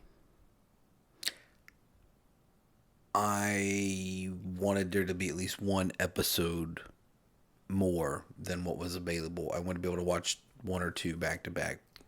So I didn't. Okay, so you have not delved in at all, but you know a little bit of surface level. For our listeners, very quickly, Third Day is on HBO. Right. It's a limited series starring Jude Law, And a Catherine semester Waterston. abroad.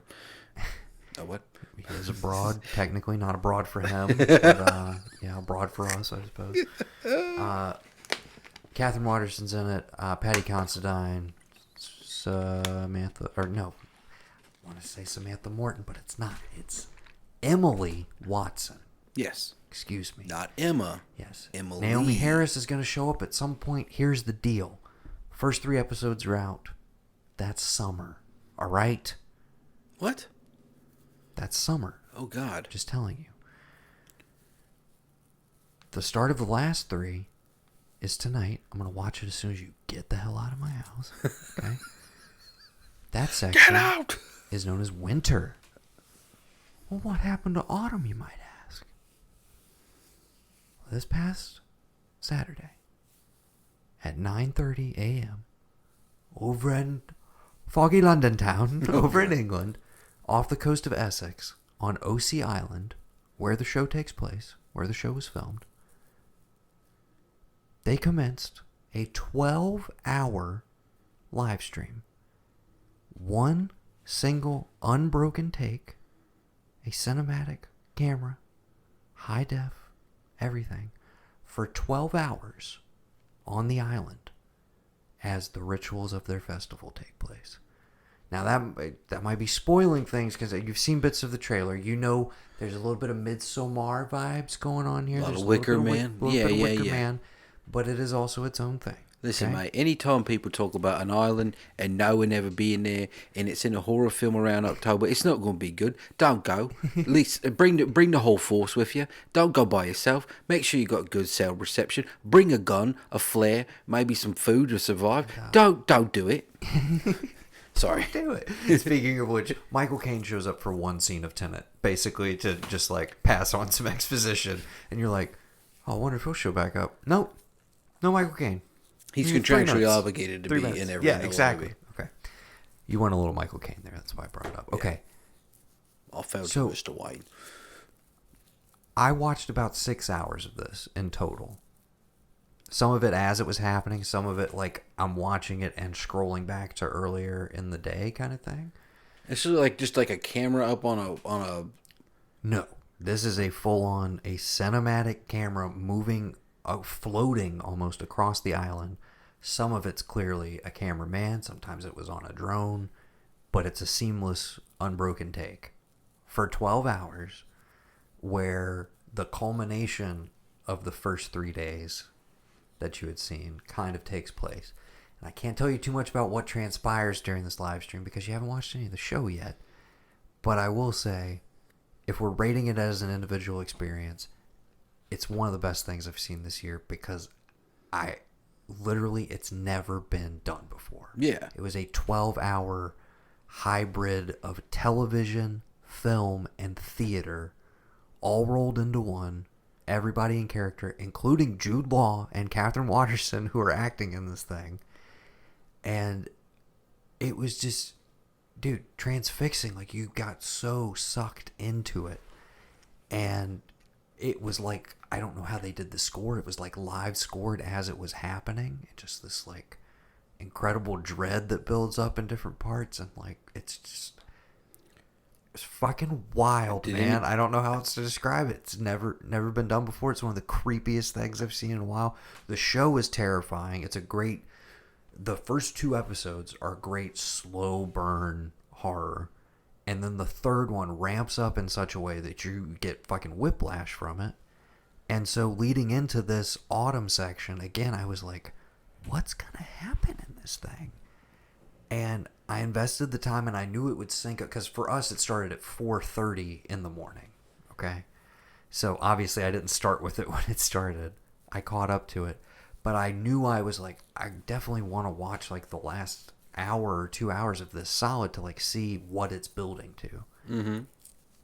And at the end of this 12-hour live stream, it managed to pull off something that you think would only be doable in a controlled television setup where it takes kind of a turn and you're like, what the like, you're puzzling over it, you're transfixed by it, all of this stuff. And the whole setup that they gave was that in the way that the show plays with what is actually going on, what is the reality, what is the perspective of the character, what is paranoia, etc., that this live stream was going to further complicate what is reality and what is not. And just through having the actors locked into those roles for that amount of time, it's like, yeah, well, when does that cease being a performance and become the reality for that person? Just the implications of it, fucking wild, dude. And they did all of this in the midst of a global pandemic. They still managed to pull it off. The original plan was for fans of the show essentially, to be invited to the island and take part in the festival. And Jude Law and Catherine Waterston weren't even going to be part of this. It's only because of COVID and they had to have a lockdown, a smaller group. There's still like 100 or so people, 150 people or so on the island that take part in it throughout. But they essentially on the fly, because of COVID, restructured, because they had this date that they had planned and were going to hit and everything. Restructured, rewrote the whole thing, and it's like, it's a fucking miracle that they pulled it off, period. And it's just, wow. What an achievement. Yeah. It's like this hybrid co-production between the guy who did the original version of Utopia, which Amazon has a new version of right now, with Cusack and Rainn Wilson and a bunch of other people. it's collaboration with that original guy who did the original Utopia and this group called Punch Drunk who did like Sleep No More, the like live theater interactive experiences and stuff. Yeah. And it's been in the works for like 8 or 9 years and finally coming to fruition. This whole concept of we're going to do 2 distinct parts of a TV show. It's going to be divided by a live theatrical movie hybrid event. And so far, they've pulled it off. And again, episode 4 is on right now. I kind of want to just end this episode so I can go watch it. But we can talk about a few other things. Yeah. That's the 3rd day. You're going to like it. I would love to Oh, no. I I was waiting to, like, have a bunch banked. You have the first 3 out, and then that live stream is available on Facebook Watch. You can go back and watch it. It's split into 2 6-hour parts now, just for the length of the videos I could upload. I'm probably not gonna. I can give you the Reader's Digest, but I do recommend you at least queue it up and scrub through it just to see the shots that they were maintaining over the course of this 12-hour runtime where you're like, this is incredible. This is gorgeous. If I was watching, does it have sound? Like you can hear them speaking, or just like there's dialogue, but it's very much like you are a kind of fly on the wall or a bird, almost like circling things. Right? Because so like there potentially could have been a time where one of them wasn't on a camera and they could just like dip into a tent or go to a bathroom or something. Yeah, like that. Break There's if they needed definitely, to. But I will say, even with that in mind. There's no way for you to see that would happen. That's what I was going to say. The fact that they shoot this also with a huge widescreen lens just makes me think that like the choreography of all of this is even more complicated. Because if somebody's hiding out in a shot or whatever, or like waiting for the camera to pass them by, you still have to maneuver in a completely different way than you would when you're thinking about a normal, just like, DV cam sort of setup. Don't know how they did it. Really incredible stuff. So dive in, and it's one of those things where it's like the live stream was there for the people who are like hardcore obsessed with this thing and want to know everything about the island and want to get more answers to the mysteries, etc.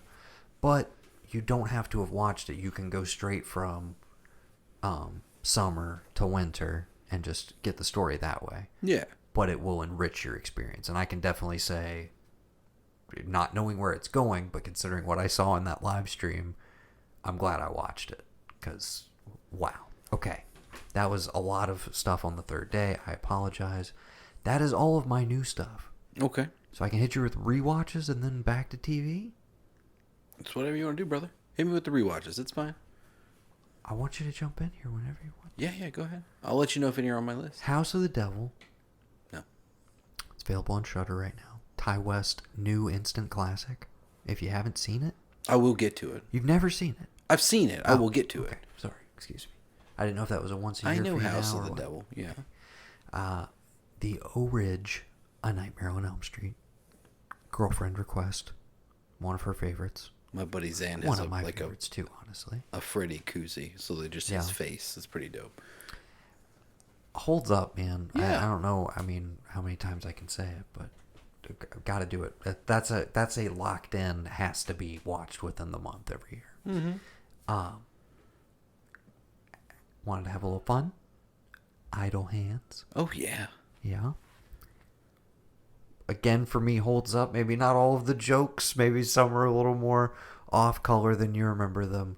But you know, Devin Sawa, man. Yeah. I love what a that time. Guy. What a time. What a fucking time. SLC dude. Punk to Idle Hands to Final Destination. What an arc. Noah. Incredible. Are you forgetting Slackers? I'm not forgetting it.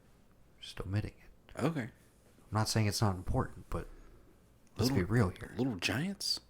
I'm just kidding. Yeah. Fair enough. Junior Floyd? Come on, man. Okay. I got one more. One more. In the spirit of Raised by Wolves, I was coming off of the finale, so what am I going to watch?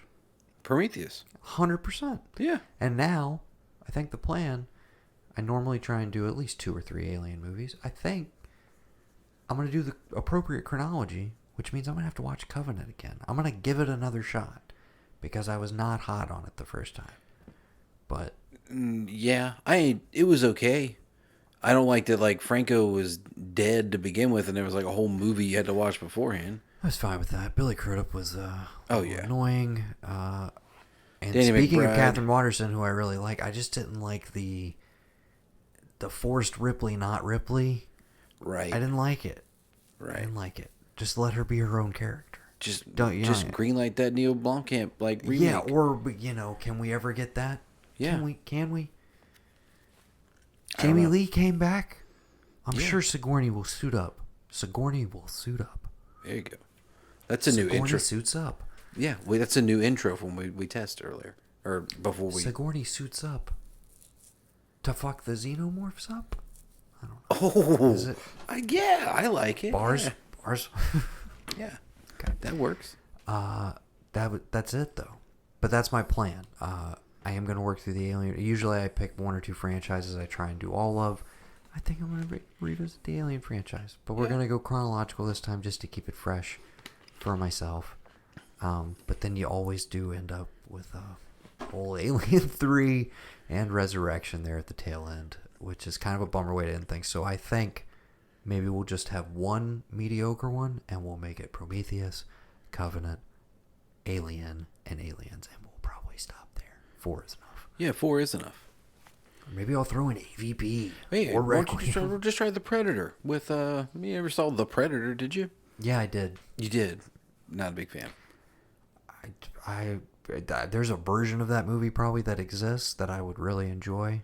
Whatever made its way to theaters, and I did not see it in a theater. Is that the Shane Black Wet Dream version? Yeah, and it's like I understand why certain things are not in there, i.e. that guy that Olivia Munn made sure got fired off of that movie, rightfully so. The producing partner who was sexually harassing people, I don't know. Yeah. It's one of his buddies though, who was in the movie. Oh. So there was whole scenes cut out and stuff. Oh. It felt pasted together. I do. It remember did, that yeah, feeling. really pasted together. Yeah, I wanted so much more from it. So no, I will not be revisiting The Predator. You know what you could do, Noah? What could I do? You could watch all those, and then you could Land this transition. land this Please do this. transition, and you could maybe call your old friend Cthulhu. Maybe you call him up and you say, "Hey, what stuff should I watch? What should I watch this Halloween on HBO?" And our Lord and Savior Cthulhu would tell you,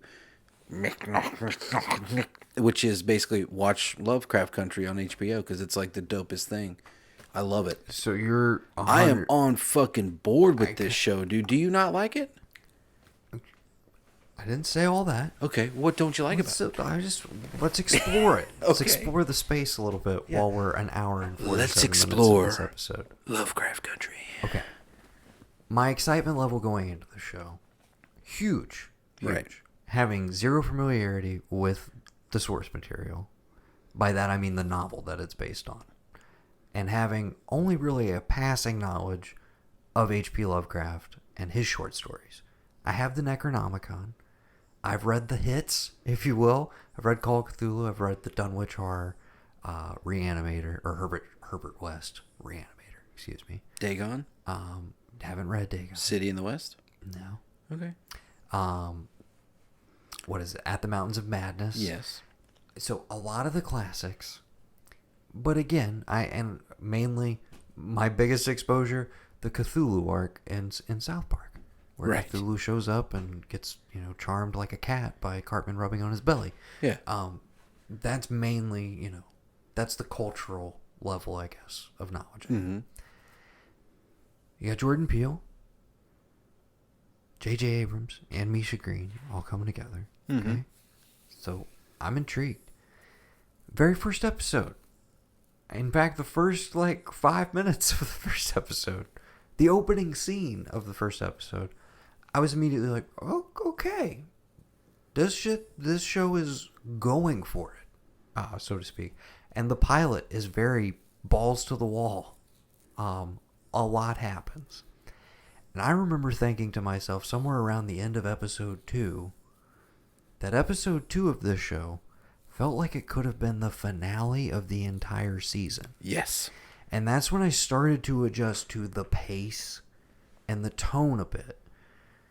And it has morphed into probably the most episodic show on TV. It's an anthology series that's not an anthology. Right. But every episode kind of has a beginning, middle, and end arc to it. And we're kind of slowly moving the needle on this overarching story. Now, here's where a little bit of my criticism comes in. And maybe you can illuminate it for me. But I have been struggling the entire season to hold the thread of what that overall arc is.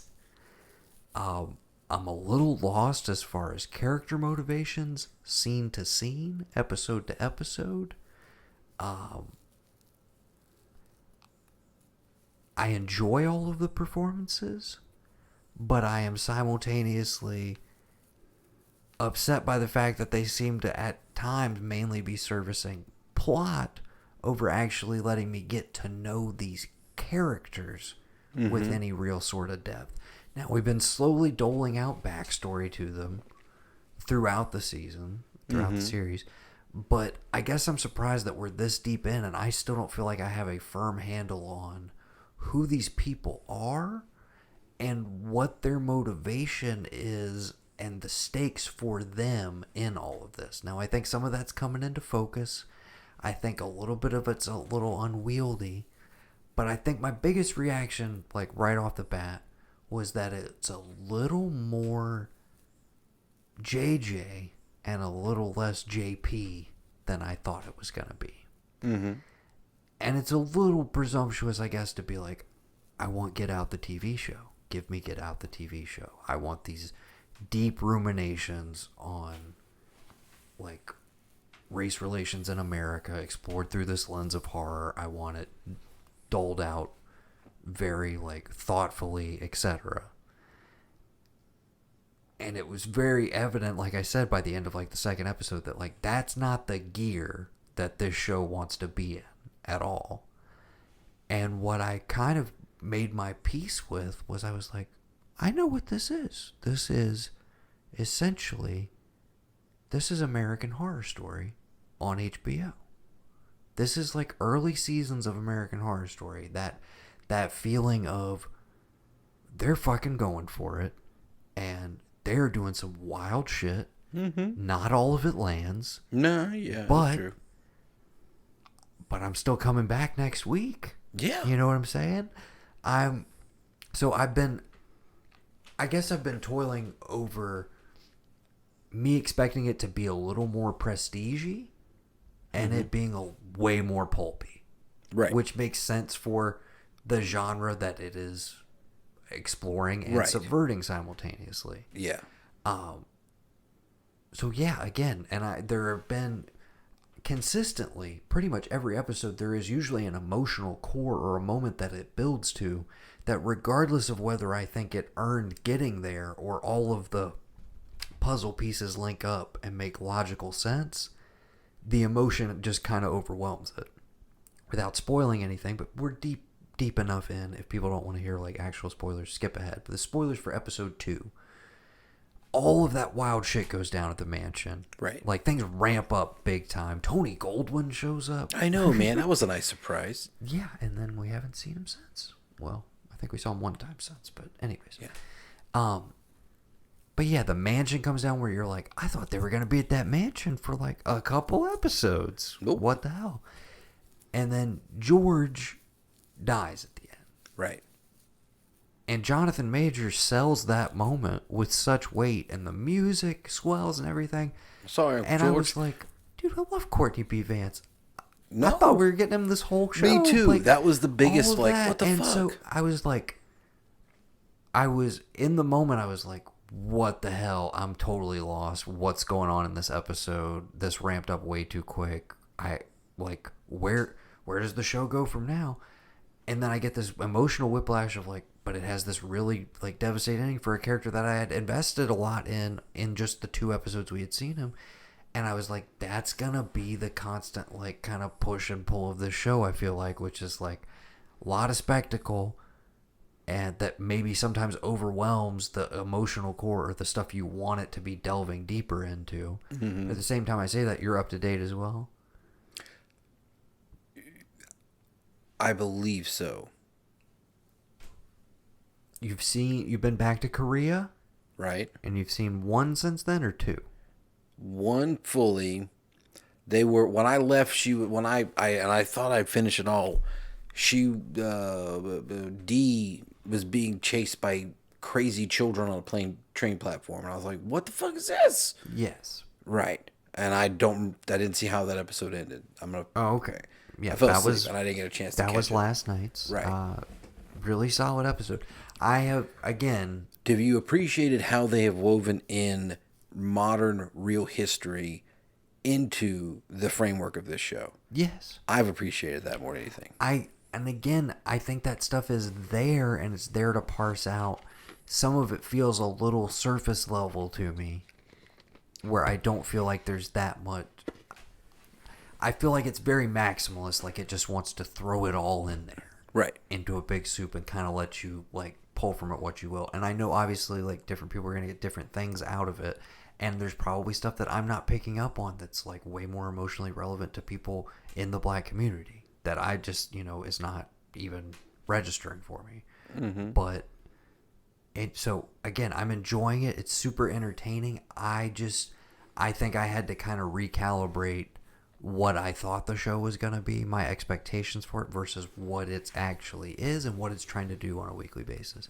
And I still, it's one of the wildest things on TV right now, and I can consistently say the amount of money they have put behind this thing is great to see, because I think it has hands down some of the best visual effects I've seen on TV in recent memory. Just some great stuff. And I don't know how far you got into this most recent episode, but you are at least familiar with, and we'll stay somewhat vague, but there are characters at this point who take potions and transform and then rip through their skin. Oh my god, dude. The transition. I There's put it up there with like the best werewolf transition you can come up with in a movie. The whole body shedding. It's like, similar to the Trick or Treat transformations. Yes. If you remember that, where they were literally like ripping their skin off. Like, right. But that was more like the skin is clothes, so like comes off in sections. This is like people bursting through their. The effects are crazy. Did you see the sex scene? Yes, I did see that in the most recent episode that featured this effect. Yes, where they were both wild stuff. Wild as fuck. Yeah. And was it Ruby? Is that her name? Yes, who is probably my favorite character on the show at this point. A1. I'm enjoying the Jonathan Majors performance, but again, the stuff that they've withheld about Tick, and like specifically in the backstory of Korea, the picture we get of him is a lot more unsympathetic. And I think I was already kind of leaning towards, like, I don't know if I like him or invest in him the way you would normally expect your like hero character protagonist to be like flawless essentially, which I kind of like that they're subverting that. But yeah, I don't know how I feel about Tick overall as a character. I love Journey Smollett. Speaking of which, Birds of Prey we didn't even mention. She was killer in there as well, like Black Canary. But she's great. I love Michael K. Williams than anything. At the same time, I maybe would have liked another episode or two of Courtney B. Vance before we went specifically to the Michael K. Williams show. But again, I think all the performers are great and are committed, but I think whether through a product of editing, the scripts, etc., I think it is a little unclear at times what's actually motivating the way they're acting in given circumstances. I don't want to like get too specific, but flawed but extremely watchable is basically where I'm at on it. But I also reserve, judgment for the finale to come around and kind of bring some of these more disparate elements together in a way that maybe I don't see coming. And I also don't know how much of this is contingent on like my level of familiarity with Lovecraft and what they're doing there. So maybe we can kind of transition to that. I know you've been doing a little bit more research, and maybe as we wrap things up, we can recommend some Lovecraftian horrors that people can check out this month. Maybe we just what do you want to just maybe table that to another one, because I would love to get into, because this is a thing. H.P. Lovecraft is like a thing that's come back out, And like a lot of the articles I've read with the show were like, oh, we can't ignore his like, him being a racist and like, white supremacist stuff and I'm like, That's yeah, you essentially can. what the novel sets out to do, is reckon with that history. Exactly. Yes. So it's like, what better way to do that than to take these things that were written by this person and not subversion in a bad way, but like to do it because I don't know. I feel like with all the stuff when you hear Lovecraft, you think of two things. You think of either Reanimator or you think Cthulhu. And there's so much more in the mythos that he created that you can't, because and it's one of the reasons I want to maybe save some of this big discussion for like another movie one. I just looked, so continue your thought, but we will save it. Yeah. But I will explain why. But essentially his stuff boils down to what most people can consider cosmic horror. And the idea that like not that the earth is literally a tiny little speck in the grand cosmos and humans are just, a thing on a planet in infinite space. And if we actually knew and could understand and realize the universe as a whole, we would go mad. You could not understand all this because you would lose your fucking mind. And that is like something I don't think is so much at play in the undertones of this, but it definitely has its moments that it pops up. Well, and that, you're articulating it way better than I could. I think my expectation in knowing what I know about Lovecraft was going to be more of a slow burn approach. Right. A descent into madness. Right. Etc. As I've seen explored in some of the adaptations. And so when, spoiler alert, the end of the pilot, you get full on, like, old god looking creatures that just pop out. We're seeing them in all their full glory. They're not hidden in shadow. Mm-mm. They're biting cops' heads off left and right. They're going nuts, okay? When we see that from the get-go, it communicated to me that I was like, okay, so this is not going to be about these unknowable horrors hiding in the shadows and everything, and like the slow burn towards discovering them or being driven mad by them. This is going to be like the sexy set dressing for this like crazy CGI horror show, which is like, we're going to use the aesthetic of H.P. Lovecraft and some of these creatures that you're maybe familiar with, but we're going to, throw it into the universe of this show. So that immediately, I think I was kind of at arm's length from it because I was like, well, I thought this was going to be, I understand it's a subversion of, and in its own way, that is kind of a subversion of H.P. Lovecraft in general to be like, no, I'm going to put it on Front Street, first episode. I mean, the first 30 seconds of the show, you see Cthulhu. Yeah. You see Jackie Robinson. Yeah. Fighting Cthulhu. Right. Again, incredible imagery, and I'm like, well, when they pulled it all out, when they pulled it all out and they went cosmic with Hippolaya, I was like, this device thing is going to be how we get to that opening. The Hippolyta episode, probably my standalone favorite thus far, along with the Korean flashback. Which at the same time, I feel like I enjoyed because even as episodic as the show has been, that was the most removed. Right.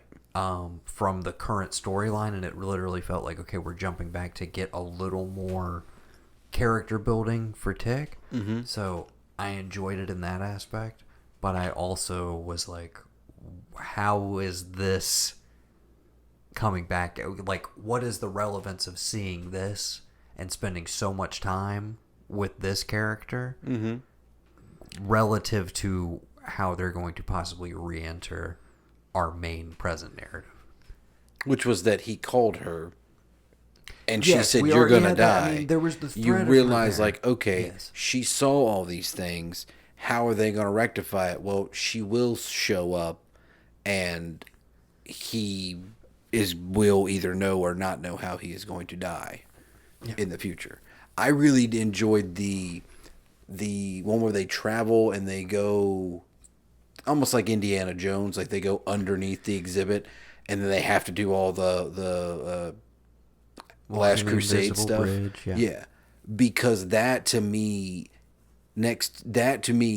and listen, because I mean, like, I listened to by 5 or 6 of his people reading them, and with accents and like trying to like put on good radio theater for you, and it's helped me get a sense of like a lot of this was like the Call of Cthulhu. You don't necessarily have to worry about Cthulhu.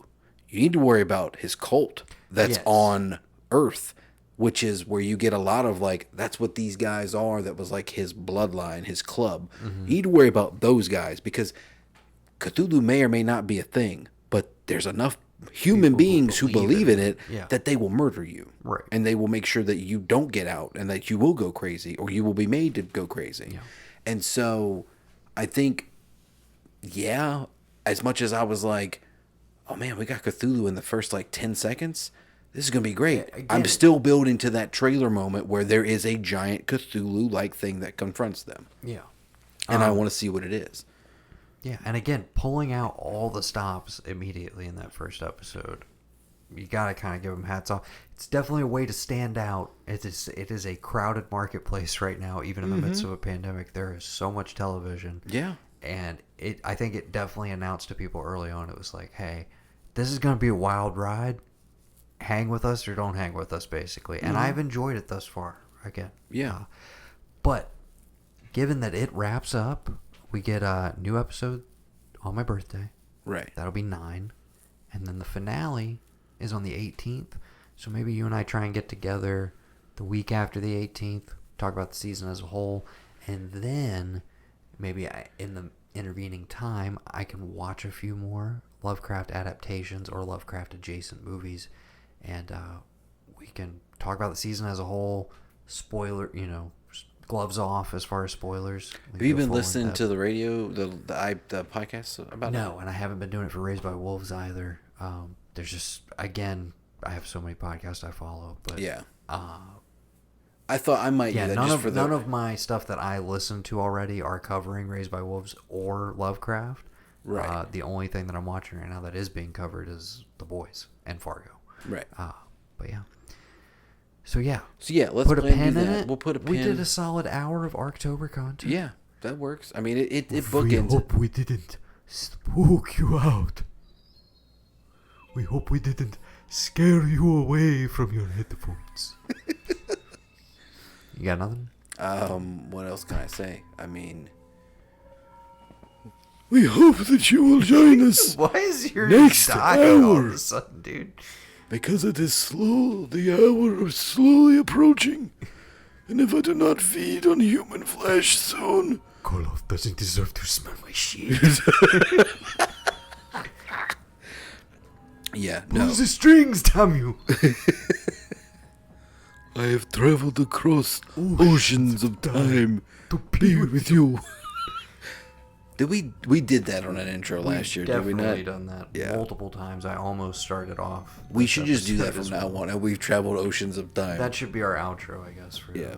for the month of October. So, Until next time, on the ARKTOBER Spooktacular, I have been Noah.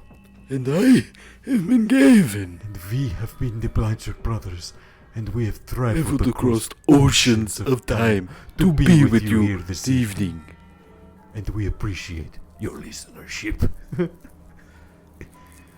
Until next time. Register to vote. Yes. Don't forget to register to vote. If you did not Pokemon go to the polls, you better TikTok the vote. I don't know what that was at the end. My buddy Zan came up with that last week, and I was like, I'm stealing it. So yeah, get out and vote, people. Get out to vote. Your life May depend on it.